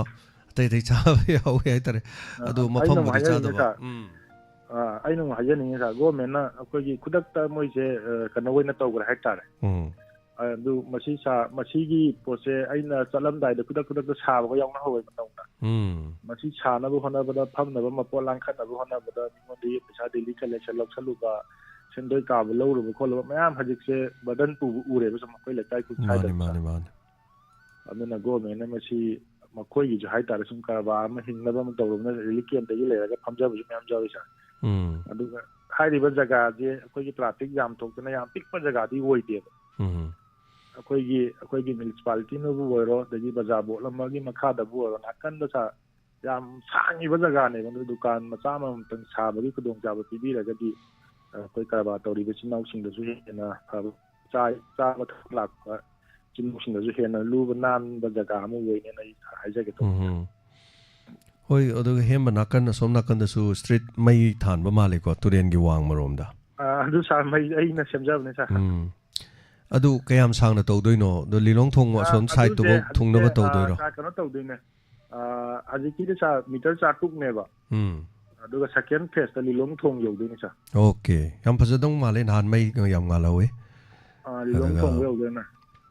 ꯒꯥꯔꯤ ꯈꯥꯝꯃꯒ ꯌꯥꯝ ꯁꯦꯡꯅ ꯍꯥꯏꯔꯒꯗꯤ ꯒꯥꯔꯤꯗꯣ ꯁꯣꯝ ꯅꯥꯀꯟꯗ ꯈꯥꯝꯐꯝꯗ ꯈꯥꯝꯃꯝꯃꯒꯀꯣ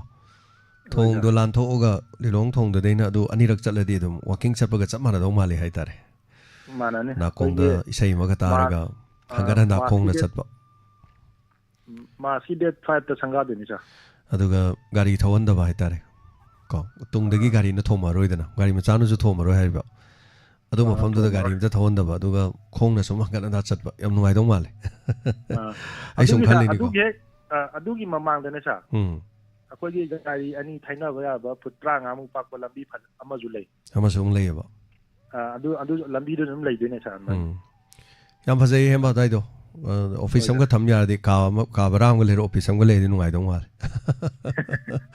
ꯑꯗꯨꯝ ꯈꯨꯗꯣꯡꯆꯥꯕ ꯂꯩꯅꯤ ꯁꯥꯔ ꯍꯣꯏ ꯊꯥꯒꯠꯆꯔꯤ ꯍꯦꯝꯕ ꯊꯕꯛ ꯇꯧꯒꯗꯕ ꯌꯥꯝ ꯋꯥꯠꯂꯤ ꯀꯣ ꯄ꯭ꯂꯥꯟ ꯃꯌꯥꯝ ꯂꯩꯔꯤ ꯍꯥꯏꯇꯥꯔꯦꯀꯣ ꯊꯥꯒꯠꯆꯔꯤ ꯐꯥꯎꯃꯤꯟꯅꯁꯤ ꯑꯗꯨꯒ ꯑꯩꯈꯣꯏ ꯗꯣꯅꯔꯁꯀꯤꯁꯨ ꯃꯦꯝꯕꯔ ꯑꯃ ꯑꯣꯏꯕ ꯍꯦꯝꯕ ꯑꯗꯨꯒ ꯃꯁꯥꯃꯛꯁꯨ ꯕ꯭ꯂꯗ ꯗꯣꯅꯔ ꯍꯥꯏꯇꯥꯔꯦ ꯑꯋꯥ ꯑꯅꯥ ꯀꯌꯥꯗ ꯑꯩꯅ ꯂꯩꯇ꯭ꯔꯦ ꯍꯥꯏ ꯀꯥꯟꯗ ꯍꯦꯛꯇ ꯄꯤꯕ ꯏꯅꯥꯎꯅꯤ ꯊꯥꯒꯠꯆꯔꯤ ꯊꯦꯡꯛ ꯌꯨ ꯁꯣ ꯃꯆ ꯊꯥꯒꯠꯆꯔꯤ ꯍꯦꯝꯕ ꯑꯩꯅ ꯄꯦꯁꯦꯟ ꯑꯃꯈꯛ ꯍꯥꯏꯇꯥꯔꯦ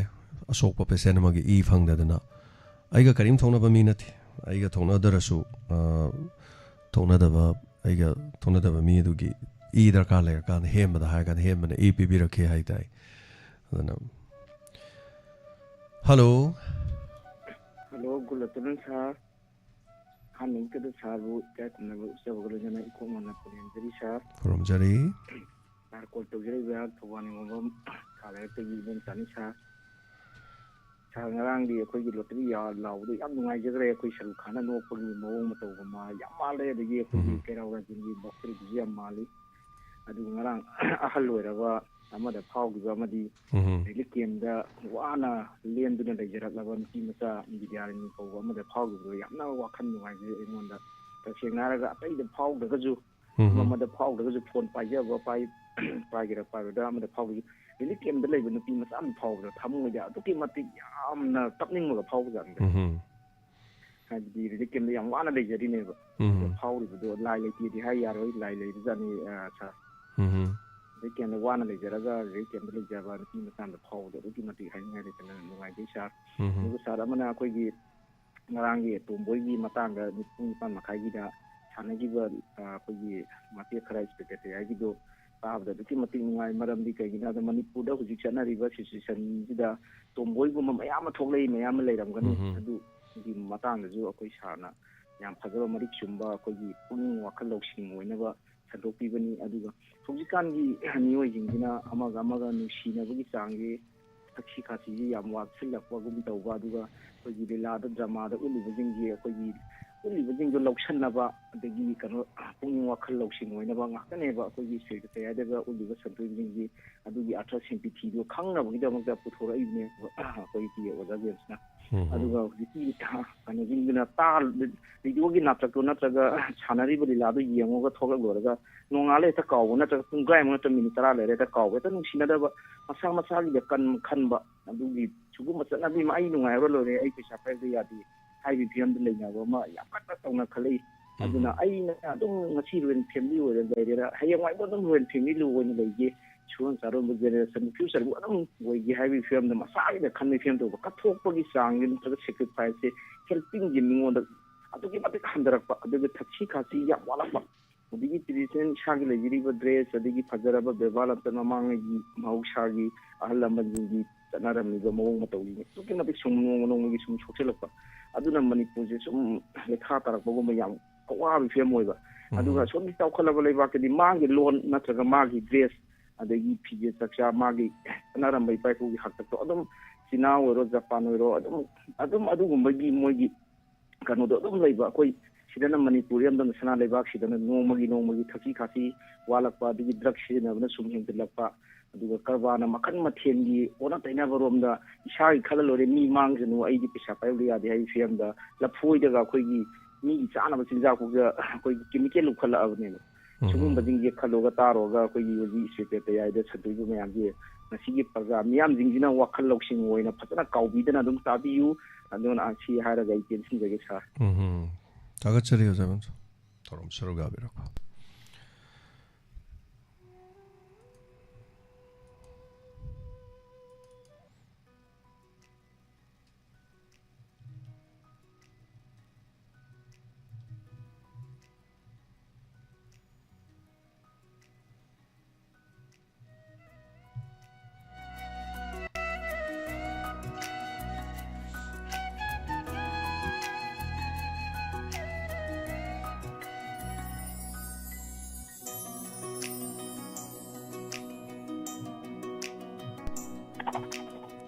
Hello.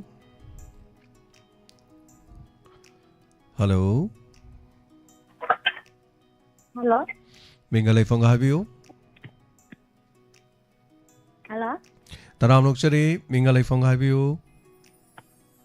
Nawi jang pateni ta. Abi habiyo kari wafam habining ba kari thaminingi sige thorom saruga birakpa. Akoy sangarang ito do yawe sara do akoy da phag da gasu rili ken da laiba. Kanoda new yamda power have the nungayjay alawa ana kayam da kaichu pai lege da moda phawbudo yam nungayjay abidi kaichu pai lege da habadi adagi henba kaya ama mangdana da tuna la apanga tani aduna akhoi gi thagi mai kai dagi madam gi mai kai dagi jam jam khudol ama pibudo akhoi ga aduti mati haraujai aduga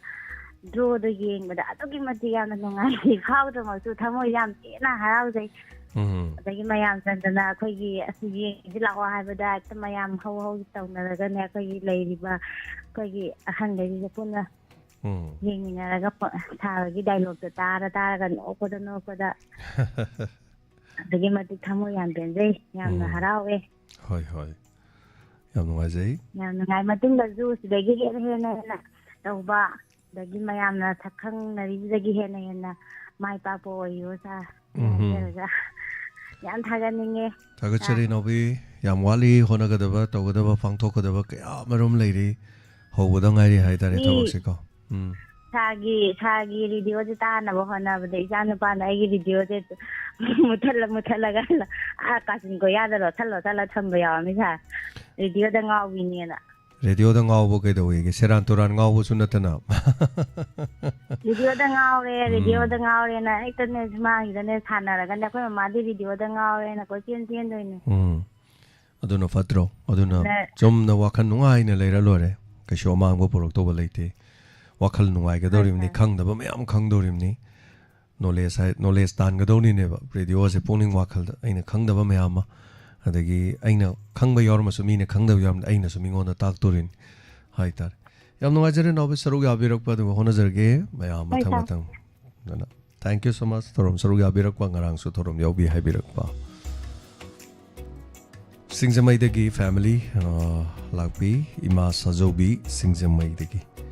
ꯂꯥꯛꯄꯤꯔꯤ ꯊꯥꯒꯠꯆꯔꯤ ꯏꯃꯥ ꯁꯥꯖꯧꯕꯤ team ꯂꯥꯛꯄꯤꯕ hello ꯃꯤꯡꯒ ꯂꯩꯐꯝ ꯏꯇꯥꯅꯒꯔꯗꯒꯤꯅꯤ ꯁꯥꯂꯇꯥ ꯁꯂꯥꯝ ꯏꯇꯥꯅꯒꯔꯗꯒꯤ ꯇꯥꯛꯄꯤꯌꯨ ꯀꯔꯤ ꯋꯥꯐꯝ ꯍꯥꯏꯕꯤꯅꯤꯡꯉꯤ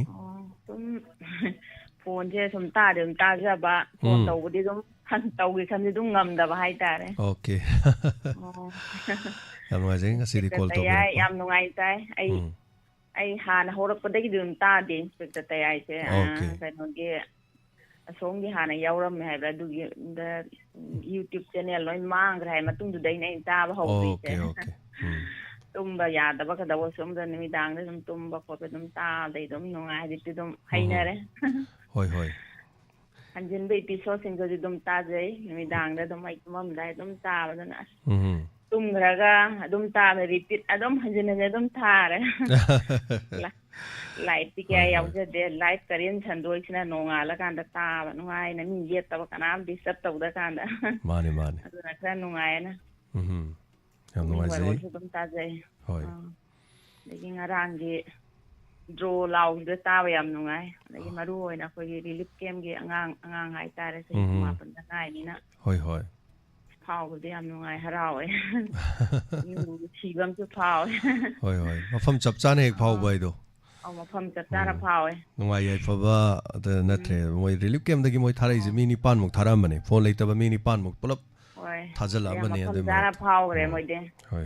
ꯃꯣꯏꯅ ꯌꯥꯝ value ꯂꯩꯅ ꯁꯤꯖꯤꯟꯅꯔꯅꯤ ꯐꯣꯟꯗꯣ ꯃꯣꯏꯅ ꯃꯥꯅꯤ ꯌꯥꯝ ꯅꯨꯡꯉꯥꯏ ꯃꯦꯗꯥꯝ ꯁꯣꯔꯣꯕꯂꯥꯕꯨꯁꯨ ꯊꯥꯒꯠꯄ ꯐꯣꯡꯗꯣꯛꯏ ꯃꯥꯒꯤ ꯕꯥꯔꯗꯦ ꯌꯥꯝ ꯏꯁꯄꯦꯁꯦꯜ ꯑꯣꯏꯕ ꯕꯥꯔꯗꯦ ꯑꯃꯁꯨ ꯑꯣꯏꯔꯦ ꯃꯥꯁꯨ ꯌꯥꯝ ꯍꯔꯥꯎꯖꯔꯝꯒꯅꯤ ꯃꯥꯒꯤ ꯕꯥꯔꯗꯦꯗ ꯇꯧꯕ ꯐꯣꯟꯗꯣ ꯃꯐꯝꯗ ꯐꯥꯎꯈꯤꯕꯗꯣ ꯍꯣꯏ ꯃꯥ ꯉꯔꯥꯡ ꯅꯨꯃꯤꯗꯥꯡ ꯀꯣꯜ ꯇꯧꯔꯛꯑꯦ ꯑꯗꯨꯒ ꯌꯥꯝ ꯅꯨꯡꯉꯥꯏ ꯊꯧꯔꯝꯗꯣ ꯃꯥꯗꯤ ꯒꯥꯔꯤ ꯊꯧꯔꯤ ꯒꯥꯔꯤ ꯃꯅꯨꯡꯗ ꯇꯥꯏ ꯍꯥꯏꯌꯦ ꯑꯗꯨ ꯐꯥꯎꯔꯛꯑꯦ ꯍꯥꯏꯕꯗ ꯒꯥꯔꯤ ꯃꯅꯨꯡꯗ ꯆꯣꯡꯉꯦ ꯍꯥꯏꯔꯤ ꯃꯣꯏꯁꯨ ꯑꯗ ꯑꯩꯅ ꯐꯣꯟꯁꯦ ꯀꯣꯟꯅꯗ꯭ꯔꯦ ꯐꯣꯟ ꯑꯃꯇꯪꯒ ꯂꯩꯔꯝꯃꯗꯤ ꯐꯗꯧꯅꯦꯅ ꯍꯥꯏꯕꯗ ꯃꯥꯅ ꯈꯨꯗꯛꯇ ꯐꯣꯟ ꯑꯃ ꯄꯤꯅꯤꯡꯕꯁꯦꯅ ꯍꯥꯏꯌꯦ ꯃꯥꯅ ꯑꯗꯨꯕꯨ ꯐꯥꯒꯤ ꯇꯧꯕꯅꯤꯅ ꯑꯗꯨꯝ ꯅꯨꯡꯉꯥꯏꯅꯕꯅ ꯍꯥꯏꯇꯥꯔꯦ ꯑꯩꯅ ꯐꯣꯟ 2 ꯂꯣꯏꯊꯣꯛꯈ꯭ꯔꯕꯅꯤꯅ ꯀꯩꯅꯣꯅꯦ ꯄꯔꯕ ꯂꯣꯏꯊꯣꯛꯈ꯭ꯔꯦ ꯐꯣꯟꯁꯦ ꯂꯥꯎꯗꯧ ꯃꯌꯥꯝ ꯋꯥꯠꯂꯤ ꯐꯣꯟ ꯑꯃꯇꯪꯒ ꯄꯤꯁꯜꯂꯛꯑꯣꯅ ꯑꯩꯅ ꯍꯥꯏꯕꯗꯣ ꯐꯥꯎꯗꯣꯛꯈ꯭ꯔꯦ ꯐꯣꯟ ꯊꯪꯕꯒꯤꯗꯨꯗꯤ ꯇꯥ ꯑꯗꯨꯝ ꯌꯦꯡꯉꯦ ꯌꯥꯝ ꯑꯦꯛꯁꯥꯏꯠꯃꯦꯟ ꯑꯣꯏꯕ ꯍꯥꯏꯇꯥꯔꯦ ꯑꯍꯥꯟꯕꯩꯗꯤ ꯌꯥम ꯐꯖꯅ ꯗ꯭ꯔꯣ ꯇꯧꯋꯦ ꯂꯣꯏꯔꯝꯗꯥꯏ ꯅꯨꯡꯉꯥꯏ ꯌꯦꯡꯕꯗ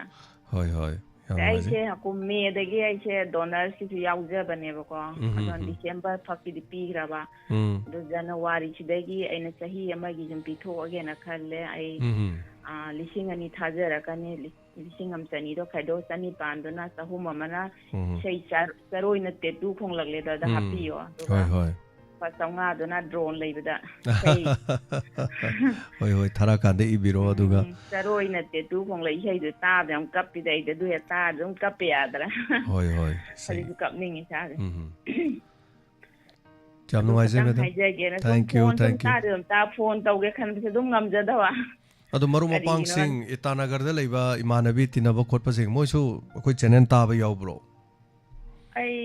ꯊꯣꯏꯗꯣꯛꯅ ꯑꯩ ꯍꯧꯖꯤꯛꯀꯥꯟ ꯀꯌꯥ ꯃꯄꯥꯟꯁꯨ ꯀꯌꯥ ꯊꯣꯛꯇꯦ ꯑꯩ ꯍꯥꯟꯅꯕꯨꯗꯤ ꯌꯥꯝ ꯆꯠꯂꯝꯃꯦꯕꯀꯣ ꯁꯨꯝ ꯏꯁꯥ ꯁꯨꯝ ꯅꯨꯡꯉꯥꯏꯇꯕꯗꯒꯤ ꯁꯨꯝ ꯑꯉꯥꯡꯁꯤꯡꯁꯤ ꯁꯨꯝ ꯆꯥꯎ ꯂꯩꯇꯕ ꯁꯨꯝ ꯌꯨꯝꯗ ꯑꯩ ꯑꯌꯥꯝꯕꯅ ꯃꯄꯥꯟ ꯀꯌꯥ ꯊꯣꯛꯇ꯭ꯔꯦ ꯁꯤꯒꯤ ꯃꯔꯝ ꯊꯣꯏꯅ ꯍꯦꯟꯅ ꯉꯥꯡꯅꯔꯨꯗꯦ ꯑꯣꯀꯦ ꯌꯥꯝ ꯑꯩ ꯅꯨꯡꯉꯥꯏꯖꯩ ꯑꯗꯨꯝ ꯇꯥꯏ ꯑꯗꯨꯝ ꯍꯣꯏ ꯊꯝꯖꯔꯒꯦ ꯑꯗꯨꯗꯤ ꯊꯦꯡꯛ ꯌꯨ ꯌꯥꯝ ꯅꯨꯡꯉꯥꯏꯖꯔꯦ ꯍꯌꯦꯡ ꯁꯪꯉ ꯑꯗꯨꯝ ꯊꯥꯖꯔꯒꯦ ꯗꯣꯅꯔꯒꯤꯁꯨ ꯃꯦꯝꯕꯔ ꯑꯃ ꯑꯣꯏꯕꯤꯕ ꯍꯥꯏꯇꯥꯔꯦ ꯊꯦꯡꯛ ꯌꯨ ꯊꯧꯔꯝ ꯁꯔꯨꯛ ꯌꯥꯕꯤꯔꯛꯄ ꯃꯄꯨꯡ ꯐꯥꯍꯟꯕꯤꯕ ꯏꯇꯥꯅꯒꯔ ꯍꯥꯏꯇꯥꯔꯦꯅꯦ ꯃꯌꯥꯝ ꯇ꯭ꯔꯤꯄꯨꯔꯥꯗꯒꯤ ꯊꯧꯔꯝꯁꯦ ꯁꯔꯨꯛ ꯌꯥꯕꯤꯕ ꯇ꯭ꯔꯤꯄꯨꯔꯥꯗ ꯃꯩꯇꯩ ꯃꯌꯥꯝ ꯇꯥꯔꯒ ꯂꯩ ꯃꯐꯝꯗꯨꯗꯁꯨ ꯊꯧꯔꯝ ꯇꯥꯏ ꯍꯥꯏꯕꯗꯣ ꯀꯁꯥꯔꯗꯁꯨ ꯑꯁꯥꯝꯗꯁꯨ ꯑꯗꯨꯒ ꯑꯩꯈꯣꯏꯒꯤ ꯃꯄꯥꯟꯗ ꯍꯥꯏꯇꯥꯔꯦ ꯃꯅꯤꯄꯨꯔꯒꯤ ꯃꯄꯥꯟꯗ ꯂꯩꯕꯁꯤꯡꯅ ꯇꯥꯕꯤꯕꯗꯣ ꯅꯨꯡꯉꯥꯏꯖꯩ ꯊꯦꯡꯛ ꯌꯨ ꯁꯣ ꯃꯆ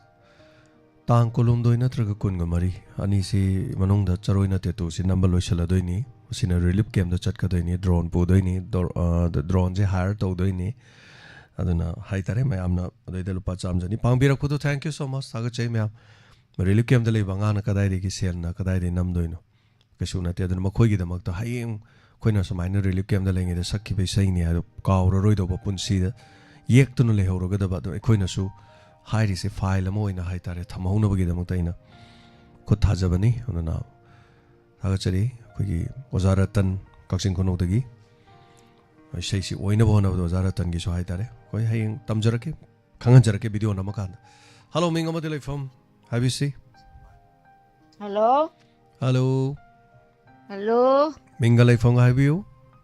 ꯋꯥꯡꯖꯤꯡꯗꯒꯤꯅꯦ ꯕꯤꯃꯣꯂꯇꯥ ꯀꯧꯋꯦ ꯋꯥꯡꯖꯤꯡ ꯁꯣꯔꯣꯛꯈꯥꯏꯕꯝ ꯂꯩꯀꯥꯏꯗꯒꯤ ꯇꯔꯥꯝ ꯅꯣꯛꯆꯔꯤ ꯁꯔꯨꯛ ꯌꯥꯕꯤꯔꯛꯄ ꯊꯧꯔꯝꯁꯤꯗ ꯍꯥꯏꯕꯤꯌꯨ ꯏꯆꯥꯒꯤ ꯄ꯭ꯔꯣꯒꯥꯝꯁꯦ ꯇꯥꯕꯗ ꯂꯣꯏꯅ ꯅꯨꯡꯉꯥꯏꯕ ꯅꯍꯥꯟꯗꯒꯤ ꯑꯝꯇ ꯇꯧꯒꯦ ꯇꯧꯕꯁꯦ ꯐꯪꯗꯕ ꯍꯥꯏꯇꯥꯔꯦ ꯑꯩꯁꯨ ꯀꯩꯅꯣꯗ ꯁꯤꯛꯀꯤꯝꯗ ꯂꯩꯔꯨꯏꯌꯦꯕꯀꯣ ꯁꯤꯛꯀꯤꯝꯗꯒꯤ ꯏꯃꯥ ꯑꯃꯅ ꯃꯥꯁꯦ ꯃꯅꯤꯄꯨꯔ ꯅꯤꯉꯣꯜ ꯀꯩꯅꯣꯗ ꯃꯌꯨꯝ ꯄꯥꯟꯕ ꯍꯥꯏꯇꯥꯔꯦ ꯃꯌꯥꯡꯗ ꯃꯌꯨꯝ ꯄꯥꯟꯕ ꯑꯁ ꯃꯥꯅ ꯀꯥꯡꯅꯦ ꯏꯆꯥꯒꯤ ꯄ꯭ꯔꯣꯒꯥꯝꯁꯦ ꯀꯌꯥꯝ ꯅꯨꯡꯉꯥꯏꯅ ꯇꯥꯍꯧꯋꯤ ꯃꯥꯅ ꯅꯨꯡꯉꯥꯏꯗꯅ ꯏꯆꯥꯒꯤ ꯄ꯭ꯔꯣꯒꯥꯝꯁꯤꯗ ꯇꯥꯏ ꯑꯇꯩꯐꯧ ꯇꯥꯗꯦ ꯃꯥꯅ ꯑꯩꯈꯣꯏ ꯃꯅꯤꯄꯨꯔꯒꯤ ꯂꯥꯟꯒ ꯅꯪꯒꯤ ꯊꯧꯔꯝꯁꯤꯒꯤꯗ ꯇꯥꯕ ꯑꯗꯨꯃꯗ ꯇꯧꯒꯦ ꯇꯧꯕꯗ ꯏꯃꯥꯁꯦ ꯅꯍꯥꯟꯗꯩ ꯐꯣꯟꯁꯦ ꯁꯨꯡꯐꯪ ꯐꯪꯗꯕ ꯍꯥꯏꯇꯥꯔꯦ ꯌꯥꯝ ꯅꯨꯡꯉꯥꯏ ꯑꯩꯅꯁꯨ ꯑꯩꯈꯣꯏꯒ ꯈꯨꯟ ꯊꯪꯅꯅ ꯂꯩꯕꯅꯤ ꯌꯥꯝ ꯅꯛꯅꯩ ꯅꯣꯡꯃ ꯏꯃꯥꯅ ꯃꯅꯤꯄꯨꯔꯗ ꯊꯣꯛꯂꯛꯄ ꯀꯥꯟꯗ ꯑꯝꯇꯪ ꯆꯪꯃꯤꯟꯅꯁꯦꯅ ꯍꯥꯏꯔꯝꯕꯅꯦꯕꯀோ ꯃꯥꯁꯦ ꯈꯨꯔꯥꯏ ꯅꯤꯉꯣꯜ ꯑꯣꯏꯔꯖꯥꯠꯅꯤ ꯍꯣꯏ ꯏꯆꯥꯗ ꯑꯩꯅ ꯁꯤꯗꯪ ꯐꯣꯡꯗꯣꯛꯅꯤꯡꯅ ꯇꯧꯔꯛꯄꯅꯤꯗ ꯊꯥꯒꯠꯆꯔꯤ ꯁꯔꯨꯛ ꯌꯥꯕꯤꯔꯛꯄꯀꯣ ꯈꯪꯍꯟꯕꯤꯔꯛꯄ ꯌꯥꯝ ꯅꯨꯡꯉꯥꯏꯖꯔꯦ ꯊꯦꯡꯛ ꯌꯨ ꯊꯥꯒꯠꯆꯔꯤ ꯏꯇꯥꯅꯒꯔꯗꯣ ꯑꯩꯅ ꯇ꯭ꯔꯤꯄꯨꯔꯥ ꯍꯥꯏꯈ꯭ꯔ ꯃꯥꯜꯂꯦ Arunachal Pradesh hello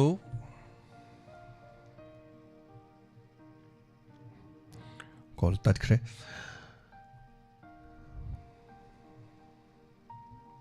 Hello. Hello. Hello. Taram Lokshari. Thagatsari sahabuju. Tawjari bai Shanti Lection me hangandagi sa. Taram Lokshari tapiyo kari wafam haibiningi. Oning sige ahum lok sure tawai jaina. Ahum lok sure. Hangai tawrui. Ek phangda hangai tawrui ek phangda. Ahum lok sure. Hoi. Tanda pagno no avni tanda. Ada sanyangi sagi phone do. Adagi amana malomda. Hoi amana malomda. Chandapur habla sa. Hoi relief camp da. Oh Chandapur da khoi ki pang ko nakna re. Oh. Dem harawe. Ipam ko nakna re haba jagi Chandapur do. Ipam sina kai lamno. Ipam da Karen Phavida. Karen Phavi. Chandapur asne koi Kabulam jawam changbagi lambirom da leibane ba. Oh ai ju Karen Phavi ri adu de dum nakna re cha thok chasin do. Do yam nuaye khoi gi haibadi yum leijaba kangbu na di nongman na to nongma di phol loi phangdoi ne ba ko sa. Hoi. Adu ga hojiki likem da leiba koi Icha buhai be ichan pi buhai ke drama ke di mohna leiba phangda ba su yai hai ba ko sa adu na mawon da phawbi di amna phare ai di tanda ko ba phudu e tanda adu sa roi ki mawon ma ta ru yeng da itna tik sum nok tu e ꯑꯗꯨꯒ ꯇꯧꯕꯤꯔꯤꯕ phone ꯐꯪꯖꯔꯤꯕ ꯑꯅꯤꯕꯨꯁꯨ ꯌꯥꯝꯅ ꯍꯔꯥꯎꯕ ꯊꯥꯒꯠꯄ ꯐꯣꯡꯗꯣꯛꯆꯔꯤ ꯑꯗꯨꯒ ꯑꯁꯇ꯭ꯔꯦꯂꯤꯌꯥꯒꯤ madam ꯁꯥꯔꯣꯖꯕꯂꯥ ꯃꯥꯕꯨꯁꯨ ꯍꯟꯅ ꯃꯦꯗꯥꯝꯕꯨꯁꯨ ꯍꯟꯅ ꯊꯥꯒꯠꯆꯔꯤ ꯇꯥꯕꯤꯔꯝꯃꯒꯗꯤ ꯌꯥꯝꯅꯁꯨ ꯅꯨꯡꯉꯥꯏꯖꯅꯤ ꯃꯥ ꯁꯣꯏꯗꯅ ꯇꯥꯒꯅꯤ ꯊꯧꯔꯝ ꯄꯨꯛꯅꯤꯡ ꯋꯥꯔꯣꯜ ꯐꯖꯅ ꯇꯥꯕꯅꯦ ꯑꯗꯨꯝ ꯑꯗꯨꯅꯦ ꯑꯗꯨ ꯄꯨꯝꯅꯃꯛꯁꯤꯒꯤ ꯃꯍꯩꯗꯤ ꯁꯥꯔꯅ ꯐꯪꯗꯣꯏꯅꯦꯕꯀꯣ ꯁꯥꯔ ꯀꯩꯒꯤꯅꯣ ꯍꯥꯏꯕꯗ ꯑꯁꯦꯡꯕꯅꯦ ꯍꯥꯏꯕꯗꯤ ꯁꯥꯔꯅ ꯁꯤꯒꯨꯝꯕ ꯄꯨꯛꯅꯤꯡꯒꯤ ꯋꯥꯔꯣꯜ ꯑꯃ ꯇꯧꯔꯛꯄꯗꯒꯤ ꯃꯦꯗꯥꯝ ꯁꯥꯔꯣꯖꯕꯂꯥ ꯍꯣꯏꯁꯨ ꯃꯇꯦꯡ ꯄꯥꯡꯕ ꯉꯝꯖꯔꯤꯅꯦꯕꯀꯣ ꯁꯥꯔꯅ ꯁꯤꯒꯨꯝꯕ ꯑꯃ ꯇꯧꯔꯝꯗ꯭ꯔꯒꯗꯤ ꯃꯦꯗꯥꯝ ꯍꯣꯏꯅꯁꯨ ꯃꯇꯦꯡ ꯀꯌꯥ ꯄꯥꯡꯅꯤꯡꯉꯒꯁꯨ ꯄꯥꯡꯕꯗ ꯐꯪꯉꯣꯏꯗ꯭ꯔꯤꯅꯦꯕ ꯑꯗꯨꯅ ꯁꯥꯔꯕꯨꯁꯨ ꯍꯟꯅ ꯊꯥꯒꯠꯄ ꯐꯣꯡꯗꯣꯛꯆꯔꯤꯌꯦ ꯁꯤꯒꯨꯝꯕ ꯃꯇꯦꯡ ꯄꯥꯡꯕ ꯃꯌꯥꯝꯁꯦ ꯃꯇꯨꯡ ꯇꯥꯔꯛꯄ ꯄꯨꯟꯁꯤꯗ ꯍꯟꯅ ꯄꯥꯡꯊꯣꯛꯄ ꯉꯝꯕ ꯑꯣꯏꯕꯤꯌꯣꯁꯨ ꯍꯥꯏꯖꯔꯤ ꯁꯥꯔ ꯊꯥꯒꯠꯆꯔꯤ ꯍꯟꯗꯛ ꯌꯥꯝ ꯀꯟꯅ ꯍꯣꯠꯅꯖꯒꯦ ꯑꯗꯨꯒ ꯑꯩꯈꯣꯏꯒꯤ ꯁꯦꯛꯁꯄꯤꯌꯔ ꯍꯥꯏꯔꯤꯕ ꯑꯩꯈꯣꯏꯒꯤ ꯏꯆꯥꯕꯨ ꯍꯥꯏꯒꯗ꯭ꯔꯥ ꯏꯅꯥꯎꯕꯨ ꯍꯥꯏꯒꯗ꯭ꯔꯥ ꯈꯪꯗ꯭ꯔꯦ ꯑꯩꯈꯣꯏꯒꯤ ꯆꯍꯤꯕꯨꯗꯤ ꯈꯤꯇꯪꯕꯨꯗꯤ ꯂꯩꯁꯜꯂꯦ ꯍꯣꯏ ꯏꯅꯥꯎ ꯍꯦꯛꯇ ꯍꯥꯏꯕꯤꯌꯨ ꯏꯅꯥꯎ ꯍꯥꯏꯕ ꯌꯥꯏ ꯍꯣꯏ ꯏꯅꯥꯎꯁꯤ ꯑꯍꯥꯟꯕꯗꯗꯤ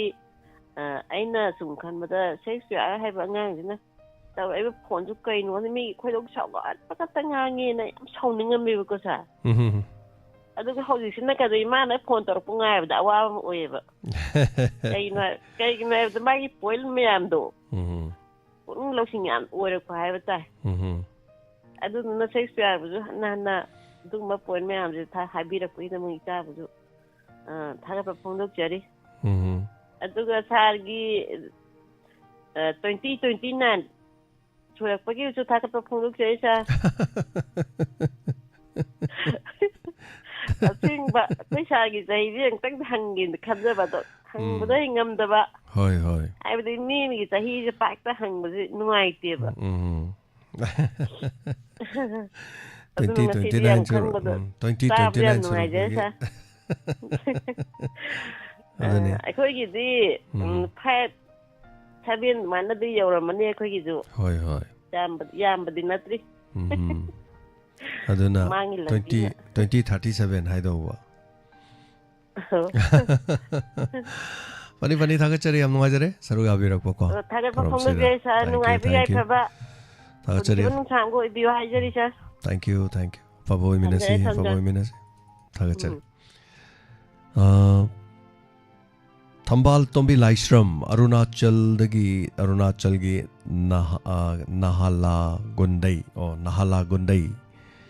ꯅꯍꯥꯂꯥꯒꯨꯟꯗꯩ ꯇꯥꯖꯔꯤ ꯍꯥꯏꯕ ꯅꯍꯥꯂꯥꯒꯨꯟꯗꯒꯤ ꯇꯥꯖꯔꯤ ꯊꯥꯒꯠꯆꯔꯤ ꯅꯍꯥꯂꯥꯒꯨꯟꯗꯒꯤ ꯑꯔꯨꯅꯥꯆꯜꯗꯒꯤ ꯑꯃꯁꯨ ꯇꯥꯏꯅ ꯇꯥꯛꯄꯤꯔꯛꯄꯁꯤ ꯀꯌꯥꯝ ꯅꯨꯡꯉꯥꯏꯈ꯭ꯔꯦ ꯁꯤꯅꯤ ꯂꯝꯁꯤ ꯍꯥꯏꯕꯤꯔꯛꯄꯁꯤ ꯌꯥꯝ ꯅꯨꯡꯉꯥꯏ ꯍꯥꯏꯇꯥꯔꯦ ꯑꯗꯨꯅ ꯃꯐꯝ ꯀꯌꯥꯗꯒꯤ ꯇꯥꯕꯤꯔꯤꯕꯁꯤꯡ ꯊꯥꯒꯠꯆꯔꯤ ꯃꯇꯝ ꯂꯣꯏꯁꯤꯜꯂꯛꯏ ꯈꯪꯍꯧꯗꯦ ꯖꯔ ꯆꯠꯈꯤ ꯑꯗꯨꯒ ꯂꯣꯏꯒꯗꯕ 4 minute ꯈꯛꯇ ꯉꯥꯏꯔꯦ ꯍꯜꯂꯣ ꯃꯤꯡ ꯑꯃꯗꯤ ꯂꯩꯐꯝ ꯍꯥꯏꯕꯤꯁꯤ ꯍꯜꯂꯣ ꯏꯌꯥꯝꯕ ꯏꯅꯥꯎꯁꯦ ꯀꯩ ꯈꯪꯅꯖꯔꯤ ꯄꯤꯔꯤꯕ ꯃꯌꯥꯝꯕꯁꯨ ꯏꯀꯥꯏ ꯈꯪꯅꯖꯔꯤ ꯏꯌꯥꯝꯕ ꯑꯍꯥꯟꯕꯗ ꯉꯁꯤꯒꯤ ꯗ꯭ꯔꯦꯁ ꯌꯥꯝꯅ ꯆꯝꯅ ꯑꯗꯨꯝ ꯐꯖꯩ ꯍꯥꯏꯇꯥꯔꯦ ꯌꯦꯡꯕꯗ ꯑꯩ ꯐꯅ ꯅꯪꯅꯕ ꯆꯦꯜꯂꯛꯄꯅꯤ ꯈꯔ ꯅꯪꯉꯦ ꯑꯗꯨꯒ ꯍꯦꯛ ꯌꯦꯡꯕꯗ ꯏꯌꯥꯝꯕꯒꯤ ꯁꯛꯇꯝ ꯑꯗꯒꯤ ꯃꯌꯥꯝꯅ ꯁꯨꯝ ꯏꯔꯝꯕꯁꯤ ꯎꯕꯗ ꯑꯋꯥꯕꯒ ꯄꯨꯡꯀꯥꯎ ꯀꯥꯎꯋꯦ ꯑꯗꯨꯝ ꯐꯩ ꯅꯨꯡꯉꯥꯏ ꯁꯤꯅꯤꯁꯤ ꯑꯗꯨꯒ ꯑꯅꯤꯁꯨꯕꯗ ꯏꯌꯥꯝꯕ ꯉꯔꯥꯡꯒꯤ ꯂꯣꯇ꯭ꯔꯤꯗꯣ ꯑꯩꯅꯁꯨ ꯄꯥꯝꯖꯕꯗ ꯅꯨꯄꯥ ꯑꯃ ꯐꯥꯎꯕꯗ ꯑꯩꯅꯕꯨꯗꯤ ꯍꯥꯏꯗꯦ ꯅꯍꯥꯟꯗꯤ ꯍꯥꯏꯐꯦꯠ ꯍꯥꯏꯖꯔꯒꯁꯨ ꯐꯥꯎꯁꯨ ꯐꯥꯎꯋꯦ ꯑꯗꯨ ꯃꯁꯤꯡꯁꯦ ꯑꯩ ꯀꯟꯅ ꯊꯤꯖꯔꯝꯕꯅꯦꯕ ꯑꯗ ꯑꯩꯅ ꯈꯟꯕꯗ ꯆꯨꯝꯅ ꯑꯗꯨꯝ ꯊꯤꯔꯝꯕꯗꯩꯗ ꯀꯣꯜ ꯑꯃ ꯏꯃꯥꯔꯖꯦꯟꯁꯤ ꯀꯣꯜ ꯑꯃ ꯂꯥꯛꯁꯟꯕ ꯍꯥꯏꯇꯥꯔꯦ ꯑꯗꯨ ꯂꯥꯛꯄꯗꯩꯗ ꯍꯥꯏꯐꯦꯠ ꯌꯦꯡꯗꯤ ꯑꯗꯨꯝ ꯌꯦꯡꯕ ꯑꯗꯨ ꯆꯥꯠꯇꯗꯤ ꯏꯕꯅꯤ ꯌꯥꯗ꯭ꯔꯕ ꯋꯥꯔꯤꯗꯣ ꯁꯥꯟꯅꯕꯅꯤꯅ ꯐꯣꯟꯗꯨꯗꯤ ꯑꯇꯣꯞꯄ ꯑꯝꯗꯅ ꯑꯗꯣ 109 ꯁꯨꯕꯗ ꯅꯠꯇ꯭ꯔꯒꯅ ꯏꯃꯥ ꯑꯃꯅꯕꯨꯗꯤ 103ꯅꯦ ꯍꯥꯏꯌꯦ ꯑꯩꯅ ꯑꯗꯨ 103 ꯑꯩꯅꯗꯤ 8ꯅꯦ ꯈꯟꯖꯩ ꯑꯗꯨ ꯑꯗꯩꯗ ꯐꯥꯎꯕꯅꯦ ꯍꯥꯏꯇꯥꯔꯦ ꯑꯗꯨꯒ ꯑꯅꯤꯁꯨꯕꯩꯗꯨꯗꯤ ꯑꯩ ꯌꯥꯎꯗ꯭ꯔꯦ ꯂꯣꯏꯅꯕꯤꯅ ꯍꯥꯏꯕꯗ 19 ꯁꯨꯕꯗ ꯐꯥꯎꯋꯦꯅ ꯍꯥꯏ ꯌꯥꯝ ꯑꯗꯨꯅ ꯃꯇꯝꯕꯨ ꯇꯦꯟꯅ ꯑꯗꯨꯝ ꯐꯥꯎꯗꯣꯛꯈ꯭ꯔꯦ ꯍꯥꯏꯇꯥꯔꯦ ꯍꯥꯏꯅꯤꯡꯉꯤ ꯋꯥꯐꯝꯗꯤ ꯌꯥꯝ ꯅꯨꯡꯉꯥꯏꯌꯦ ꯑꯗꯣ ꯇꯦꯟꯅ ꯐꯥꯎꯕꯁꯤꯗꯤ ꯑꯩ ꯅꯨꯡꯉꯥꯏꯇꯦ ꯁꯥꯡꯅ ꯁꯨꯝ ꯂꯥꯎꯔꯒ ꯐꯥꯎꯈꯤꯕꯅꯕꯨ ꯅꯨꯡꯉꯥꯏꯕ ꯍꯦꯜꯂꯤ ꯍꯥꯏꯇꯥꯔꯦ ꯑꯗꯣ ꯑꯩꯈꯣꯏ ꯏꯆꯦ ꯁꯣꯔꯣꯕꯂꯥꯒꯤ ꯃꯥꯒꯤ ꯃꯄꯣꯛ ꯅꯨꯃꯤꯠꯅ ꯂꯥꯛꯈꯤꯕꯗꯁꯨ ꯉꯔꯥꯡꯒꯤ ꯄꯤꯐꯝꯗꯤ ꯊꯣꯛꯄꯅꯦ ꯑꯗꯣ ꯑꯩꯅꯁꯨ ꯀꯩꯅꯣ ꯇꯧꯔꯒꯁꯨ ꯋꯥꯍꯩꯅ ꯏꯆꯦꯒꯤ ꯄꯨꯟꯁꯤꯗ ꯃꯇꯨꯡ ꯇꯥꯕ ꯄꯨꯟꯁꯤꯗ ꯍꯦꯟꯅ ꯑꯅꯥ ꯑꯌꯦꯛ ꯌꯥꯎꯗꯕ ꯃꯥꯏ ꯄꯥꯛꯄ ꯄꯨꯟꯁꯤ ꯍꯥꯏꯇꯥꯔꯦ ꯑꯣꯏꯁꯅꯨ ꯍꯥꯏꯗꯅ ꯃꯄꯥ ꯑꯩꯅ ꯃꯪꯒꯣꯜ ꯄꯤꯖꯒꯦ ꯌꯥꯝꯅ ꯅꯨꯡꯉꯥꯏꯖꯩ ꯏꯆꯦꯅ ꯑꯁꯤ ꯃꯤꯌꯥꯝꯗ ꯀꯠꯊꯣꯛꯄꯤꯗꯅ ꯐꯣꯟ 2 ꯄꯥꯏꯍꯟꯕꯤꯒꯦ ꯍꯥꯏꯇꯥꯔꯦ ꯑꯗꯨꯒ ꯑꯅꯤꯁꯨꯕꯗ ꯑꯩꯅ ꯊꯝꯖꯅꯤꯡꯕ ꯉꯁꯤꯒꯤ ꯋꯥꯐꯝꯁꯤ ꯌꯥꯝꯕ ꯀꯩꯅꯣꯅꯤ ꯑꯩꯈꯣꯏ ꯃꯤꯌꯥꯝꯁꯦ ꯄꯣꯂꯤꯇꯤꯛꯁ ꯍꯥꯏꯁꯤ ꯌꯥꯎꯗꯕꯗꯤ ꯁꯨꯡꯌꯥꯃꯛ ꯌꯥꯗꯦꯀꯣ ꯄꯣꯂꯤꯇꯤꯛꯁꯀ ꯑꯩꯈꯣꯏꯒ ꯑꯗꯨꯝ ꯆꯠꯃꯤꯟꯅꯔꯒ ꯂꯩꯒꯅꯤ ꯊꯥꯗꯣꯛꯅꯕ ꯌꯥꯔꯣꯏ ꯀꯔꯤꯒꯨꯝꯕ ꯑꯩꯈꯣꯏ ꯃꯤꯌꯥꯝꯁꯦ ꯍꯟꯗꯛꯀꯤ ꯇꯥꯟꯖꯥꯁꯤꯗꯒꯤ ꯑꯩꯁꯨ ꯐꯅꯌꯥꯝ ꯁꯤꯡꯕ ꯍꯦꯟꯖꯔꯦ ꯃꯌꯥꯝꯁꯨ ꯁꯤꯡꯕ ꯍꯦꯟꯕꯤꯌꯨꯀꯣ ꯁꯤꯗ ꯑꯩꯈꯣꯏꯅ ꯁꯨꯝ ꯄꯪꯁꯜꯂꯕ ꯄꯣꯂꯤꯇꯤꯛꯁꯅ ꯑꯩꯈꯣꯏꯗ ꯊꯨꯔꯒ ꯄꯨꯔꯥ ꯑꯩꯈꯣꯏ ꯏꯁꯥꯁꯦ ꯑꯩꯈꯣꯏꯒꯤ ꯀꯩ ꯍꯥꯏꯅꯤ ꯃꯍꯤꯛꯅ ꯆꯥꯊꯣꯛꯄꯗꯧꯅ ꯍꯥꯏꯇꯥꯔꯦ ꯐꯖꯗꯕ ꯋꯥꯍꯩꯗ ꯍꯥꯏꯔꯒ ꯍꯟꯅ ꯆꯥꯊꯣꯛꯄꯗꯧꯅ ꯄꯣꯂꯤꯇꯤꯛꯁꯅ ꯆꯥꯍꯜꯂꯣꯏꯁꯦꯕ ꯑꯩꯈꯣꯏꯅ ꯄꯣꯂꯤꯇꯤꯛꯁꯁꯦ ꯍꯦꯛꯇ ꯉꯝꯅ ꯆꯠꯂꯒ ꯍꯥꯏꯇꯥꯔꯦ ꯑꯐꯕ ꯊꯕꯛ ꯇꯧꯍꯟꯒꯦ ꯍꯥꯏꯗꯤ ꯑꯩꯈꯣꯏꯒꯤ ꯈꯨꯠꯇ ꯂꯣꯏ ꯂꯩꯕ ꯉꯥꯛꯇꯅꯦꯕ ꯍꯧꯖꯤꯛꯁꯨ ꯑꯩꯒꯤ ꯑꯣꯏꯕ ꯃꯣꯠꯇ ꯍꯥꯏꯖꯔꯒꯗꯤ ꯃꯈꯣꯏꯅ ꯍꯨꯟꯅꯔꯤꯗꯨ ꯍꯨꯟꯅꯖꯗꯅꯣ ꯀꯔꯤꯒꯨꯝꯕꯁꯨ ꯀꯔꯝꯕ ꯃꯑꯣꯡꯗ ꯍꯨꯟꯅꯔꯤ ꯀꯔꯝꯕ ꯃꯑꯣꯡꯗ ꯉꯥꯡꯅꯔꯤ ꯍꯥꯏꯕꯁꯦ ꯇꯧꯔꯒ ꯑꯩꯈꯣꯏꯅ ꯃꯊꯪꯒꯤꯗ ꯂꯃꯟ ꯁꯤꯡꯒꯗꯕꯅꯦꯕ ꯑꯩꯈꯣꯏ ꯈꯨꯄꯤꯅ ꯀꯔꯤꯒꯨꯝꯕ ꯃꯐꯝꯗꯤ ꯀꯥꯡꯄꯣꯛꯄꯤꯐꯥꯎ ꯂꯥꯟꯕ ꯌꯥꯗ꯭ꯔꯕ ꯑꯩ ꯍꯥꯏꯖꯒꯦ 2027 ꯐꯥꯎꯗ ꯃꯩꯇꯩ ꯀꯥꯡꯄꯣꯛꯄꯤ ꯂꯥꯟꯕ ꯌꯥꯔꯣꯏ ꯍꯣꯏ ꯍꯧꯖꯤꯛꯀꯥꯟꯒꯤ ꯅꯨꯄꯥꯁꯤꯡꯁꯤꯅ ꯁꯤꯕ ꯅꯥꯕ ꯀꯤꯗꯅ ꯃꯣꯏꯅꯗꯤ ꯈꯔ ꯑꯃꯅꯗꯤ ꯑꯄꯪꯕꯅꯤ ꯍꯥꯏꯗꯤ ꯑꯗꯨꯒꯤ ꯑꯄꯪꯕ ꯋꯥꯈꯜ ꯅꯠꯇꯦꯕ ꯑꯩꯐꯥꯎ ꯀꯩ ꯍꯥꯏꯅꯤ ꯌꯥꯝꯅ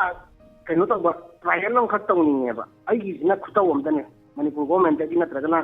ꯁꯦꯟꯇꯔꯗꯒꯤ ꯑꯌꯥꯕ ꯂꯧꯔꯒ ꯑꯩ ꯇꯁꯦꯡꯅ ꯑꯗꯨꯐꯥꯎꯗ ꯂꯥꯛꯅꯤꯡꯉꯦ ꯃꯣꯏ ꯑꯌꯥꯕꯗꯤ ꯄꯤꯔꯛꯑꯣꯏꯕ ꯃꯩꯇꯩꯗꯗꯤ ꯄꯤꯗꯧꯗꯤ ꯃꯥꯟꯗꯦ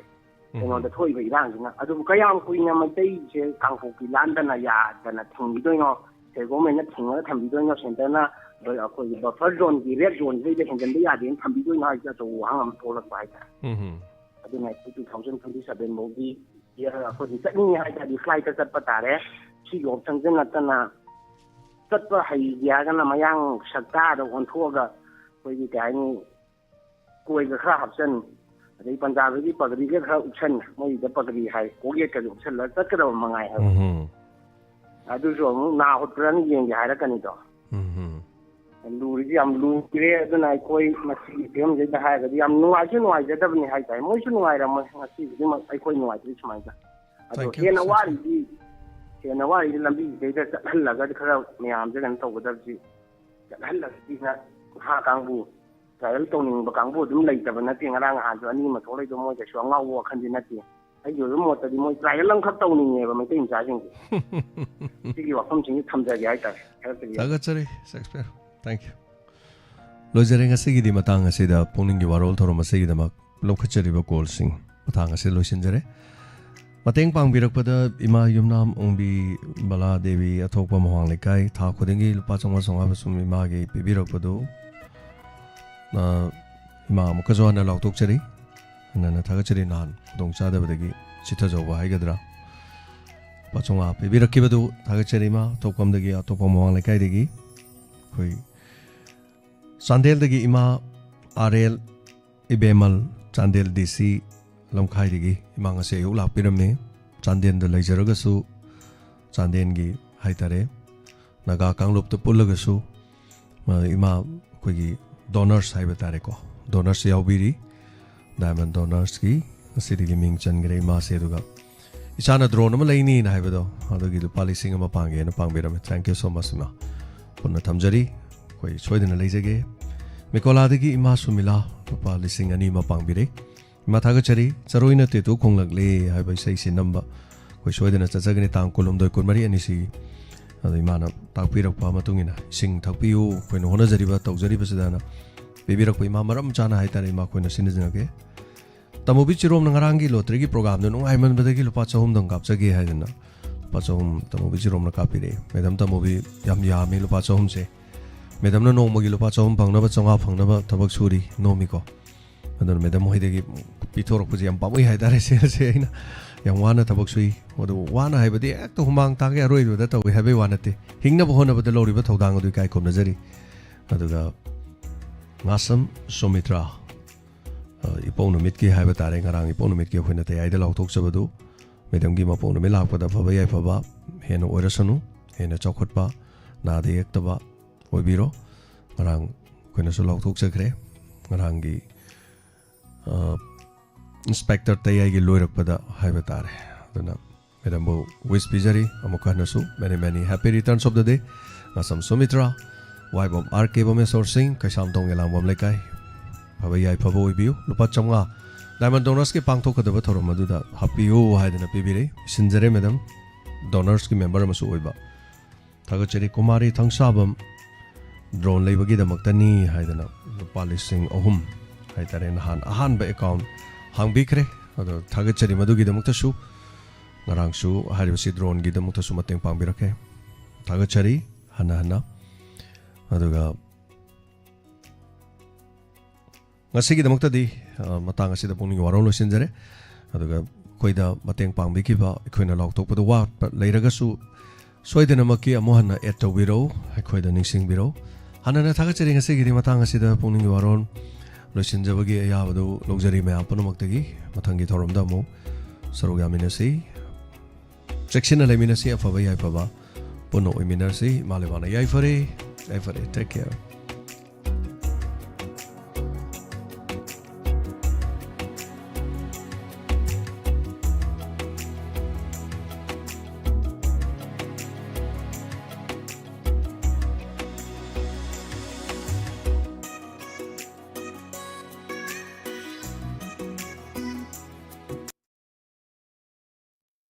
이제아내디 아픔시다 마이 땀두나네 아초보미 얼굴 없나보 나가다보네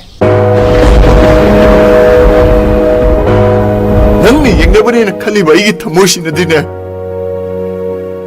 네 앙부디 더 멋있는 혹시 기분이나 슈도 낭가이기 라이박다 땀맘들 말레네 ꯌꯨꯝꯁꯤꯗ ꯂꯩꯔꯤꯕ ꯄꯣꯠ ꯈꯨꯗꯤꯡꯃꯛꯅ ꯅꯆꯥꯕꯨ ꯄꯣꯊꯥꯐꯝ ꯈꯪꯍꯟꯗ꯭ꯔꯤ ꯃꯇꯝ ꯈꯔꯗꯪꯗꯤ ꯅꯆꯥꯒꯤ ꯄꯣꯊꯥꯐꯝ ꯌꯦꯡꯖꯧꯔꯒꯦ ꯊꯋꯥꯏꯗꯒꯤ ꯁꯦꯡꯅ ꯅꯨꯡꯁꯤꯕꯤ ꯅꯪꯕꯨ ꯑꯩꯅ ꯀꯃꯥꯏꯅ ꯊꯥꯗꯣꯛꯑ ꯆꯠꯇꯣꯏꯕ ꯅꯪꯅ ꯑꯩꯒꯤ ꯏꯅꯥꯛꯇ ꯂꯩꯔꯤꯕ ꯃꯈꯩ ꯑꯩꯒꯤ ꯄꯨꯟꯁꯤꯁꯤꯅ ꯇꯥꯏꯕꯪꯄꯥꯟꯁꯤꯗ ꯀꯩꯝꯇ ꯃꯤꯍꯧꯗꯦ ꯑꯩꯅ ꯁꯦꯟꯅꯗ꯭ꯔꯗꯤ ꯀꯅꯥ ꯁꯦꯟꯅꯗꯧꯔꯤꯒꯦ ꯑꯩꯁꯨ ꯃꯤꯅꯦ ꯑꯩ ꯑꯉꯥꯎꯕꯤ ꯅꯠꯇꯤꯌꯦ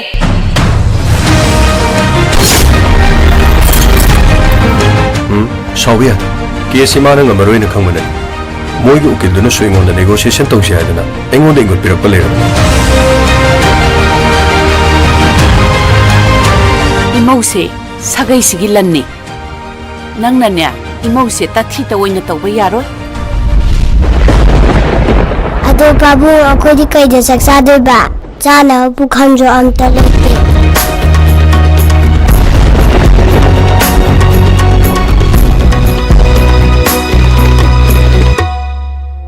Admission open. Little Angels Paradise School, Wangbal. Punjabi School asigi session lakliba January gi tang 13 English singani kunga mangadagi haujargani. Mafam asida khudong chaba sing free admission, free uniform, smart class ki khudong chaba leiraba, computer classes leiraba, tonga tongan manupa masa nupi musa gi boarding gi facility leiraba mafam ni. Masi khakta nathana band service ki khudong chaba su leijari. Handak chahi asidagi play school amadi day boarding su haujargani. Adomadong ipigli bisa singbo Little Angels Paradise School Wangbal da hangliba asida ngasi mak mingchan sinbiduna khudong chaba si lowiyo. Akupa marol gidamak 600-9720-997 amukana 600-9720-997 Little Angels Paradise School Wangbal.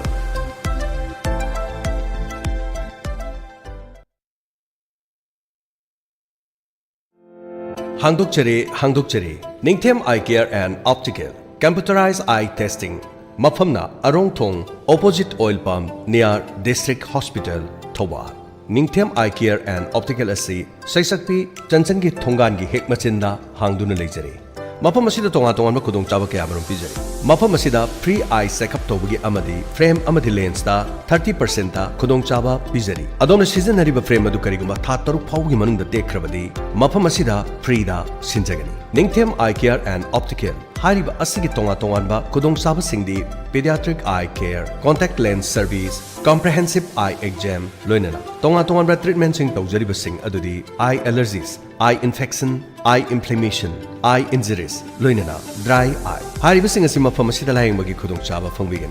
loinana mafam asida tonga ba hausigi matamda seasonariba frame amadi lens camera phangbigani Akupa marol gi dama call to view 8787-344-541 amukahana 8787-344-541 Arong thongda leiriba oil pump asigi opposite ta leijare ngasi magleng sinbiro Ningthem Eye Care and Opticals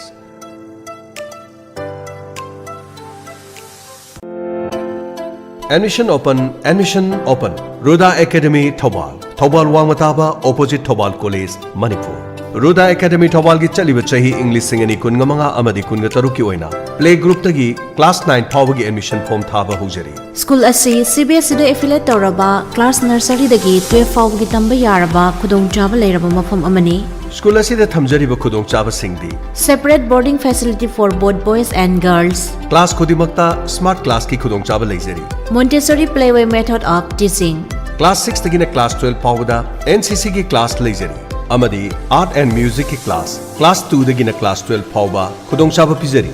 NEET UG Z amadi NDA gi special class leijari. Matik charaba science amadi computer gi laboratories leijari. Ngasi maklak piduna adom gi angang singbo ming sansinbi. Akupa marol gi damak 7640871184 amukana 7640871184 Ruda Academy Thobal Wangmataba opposite Thobal College, Manipur.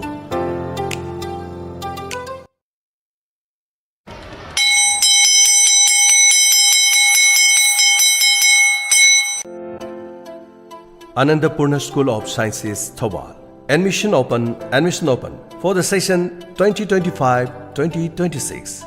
Mapamasi the play group tagina class 10 phawagi admission tawba yaragani. School asi the play group tagina class 10 phawagi admission hangdokchari. Mapamasi the science stream gi oina class 11 amadi 12 ki khudong chaba leiba mafamni. Smart class ki khudong chaba leiraba, ningthi zaraba practical room leiraba, transport ki facility leiraba loinana. Akaknaba satra gi ratio masingda akaknaba ozana tapi tambiriba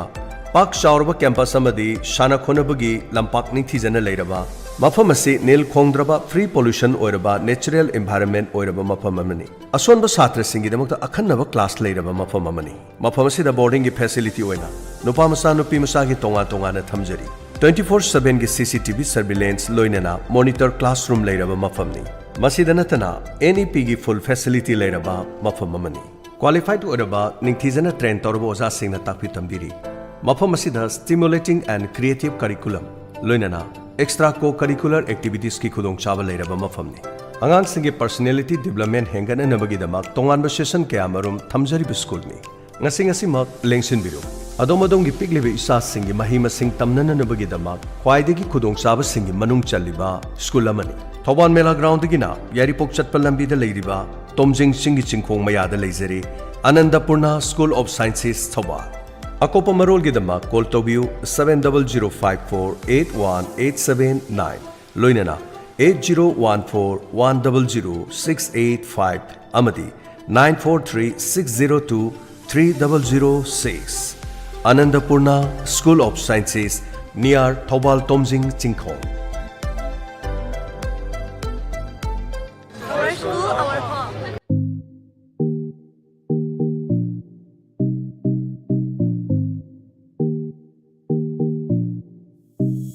Communicative English Language Teaching Institute, Saldi Thobal Mayai Lekai Thobal gi Anova session 2025 ki class pre-nursery dagina class 10 phawagi ming chansin biba yaragani. Saldi Thobal gi hena khudong chari badi matik charaba classroom, science lab, computer lab, CCTV surveillance, boarding facility da separate boys and girls, transport ki khudong chaba leiraba loinana physical fitness class amadi zumba class, tongan ba co-curricular activities loinana smart class ki khudong chaba leiraba school ni. Saldi Thobal gi khwaidagi top ba singthaningai oiba takpi tambibagi mawong hairagadi communicative English language teaching approach da takpi tambiba asini. Loinana asonbe students singi akhanaba special class su pijari. Saldi Thobal na pikliba mahairoi singbu tongan ba hirom kayada takpi tambiduna matik chaba miyoi ama oinanabagi damakta achoba thodang lauri. Mafam asira leiriba oza sing thoidok hentokna haithoi sing thoiraba angang singbu mahi masing takpi tambibada henna mapung pharaba oza sing ngaktani. Mafam asida pikliba angang singi sana khonabagi potlam sing marang kaina leiri. Masi khakta natana school asigi satra satri singbu basketball, football amadi ati masana sing maning tamna sanahali. Mama mapa thabak chinjaba business tawba amadi office chatpa singi khudong chana nabagi damakta pre-nursery dagina class 3 fawbagi daycare gi khudong chabasu Saldi Thobal na pijari. Akupa marolgidamak 9366266844 loinana 70059047838 number asida call tawbiduna akupa marol khangbiyo ngasi ngasimak ming chansinbiyo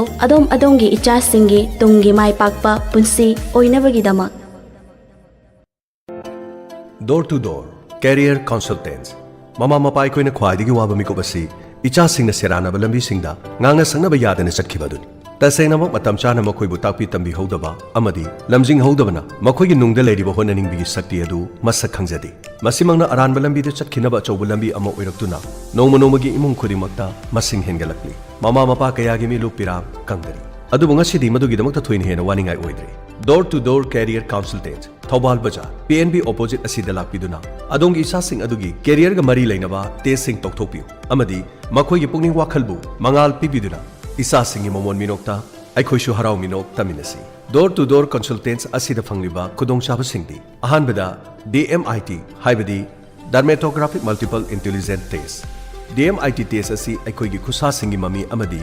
kopaktagi mami sing adu biometric scanning machine sizinaduna adomadongi isa sing adugi pokpadagi yaujarakpa hidden talents amadi personality khangdokpada natana 8 multiple intelligence khangtoknabagi scientific test report amani mafam asida thamjariba tongan tongan ba khudong chaba sing asigi manungda improve academic performance and subject selection reduce career confusion and time management masikhata natana increase confidence and leadership quality supporting special needs student and productive learning mobile phone addiction therapy parenting upskill program anger anxiety amasung depression chingba pungning wakhal gi anaba sing CBT haibadi cognitive behavioral therapy masigi special treatment amasung counseling tawduna normal life ta hanjinba kaya ngapkhre mahiroi sing khaktagi natana family amadi relationship counseling masigi khudong chaba sing asisu phanghanjari tasenamak mama mapa gi thodang asi imung manung samaj asukki matik maru boy mama mapa na machabu warak pibagi niti niyom asi chumlabadi aikoi gi angang sing asi matam punamakta haina tanaba yaba angang puthokpung ngamgani masina mangda thamlaga parents sing tagi oiba special parenting upskill program hapta khudingi pangthoktuna mama mapa singa macha singi marakta apaba mari thamnaba program sing sillangi amadi parents kaya masida train tawkhre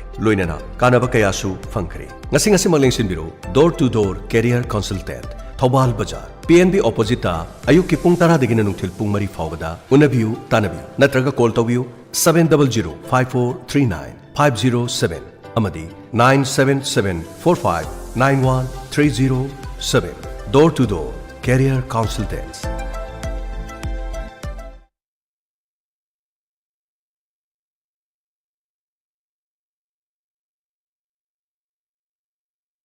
Guidance Navodaya and Scenic Institute Khangabok Sorokwang magi anobo session gi damak form thaba hauzare lakliba January gi tang 12 da screening test ama pangthok jaragani haukiba chahida state topper ahum yauna angang 16 Manipur state ki oina khanba ngamki amadi atopa state ki oina angang nifu gi mathakta changhanba ngamkhre Navodaya gi oina su angang kunithoi khanduna khwaidagi angang yamna fawan bangamba institute singi manung chanki class 4 tamliba mahiroi singi su makhong senghanba ngamnaba institute asina foundation course su hapchei Navodaya Scenic exam thakraba matungda hena khudong chanaba masagi course khaktan natana Hindi English grammar maitai mayek na chingba ahenba subject su takpi tambiri ba oza sing su English ringani tara taruk tagi yauraktuna experience leina mahi masing tambiri institute asina lebaki oina pangthokpa state level maths and science competition da best institute ahumlak tabangam khre interest lebiba parents singna makhada pizariba contact number asida pau phobiraknaba amadi Guidance Navodaya and Scenic Institute Khangabok Sorokwangda ngasi magling biraktuna form lobinaba khanghanjari contact number 7630944831 natraga 9856269094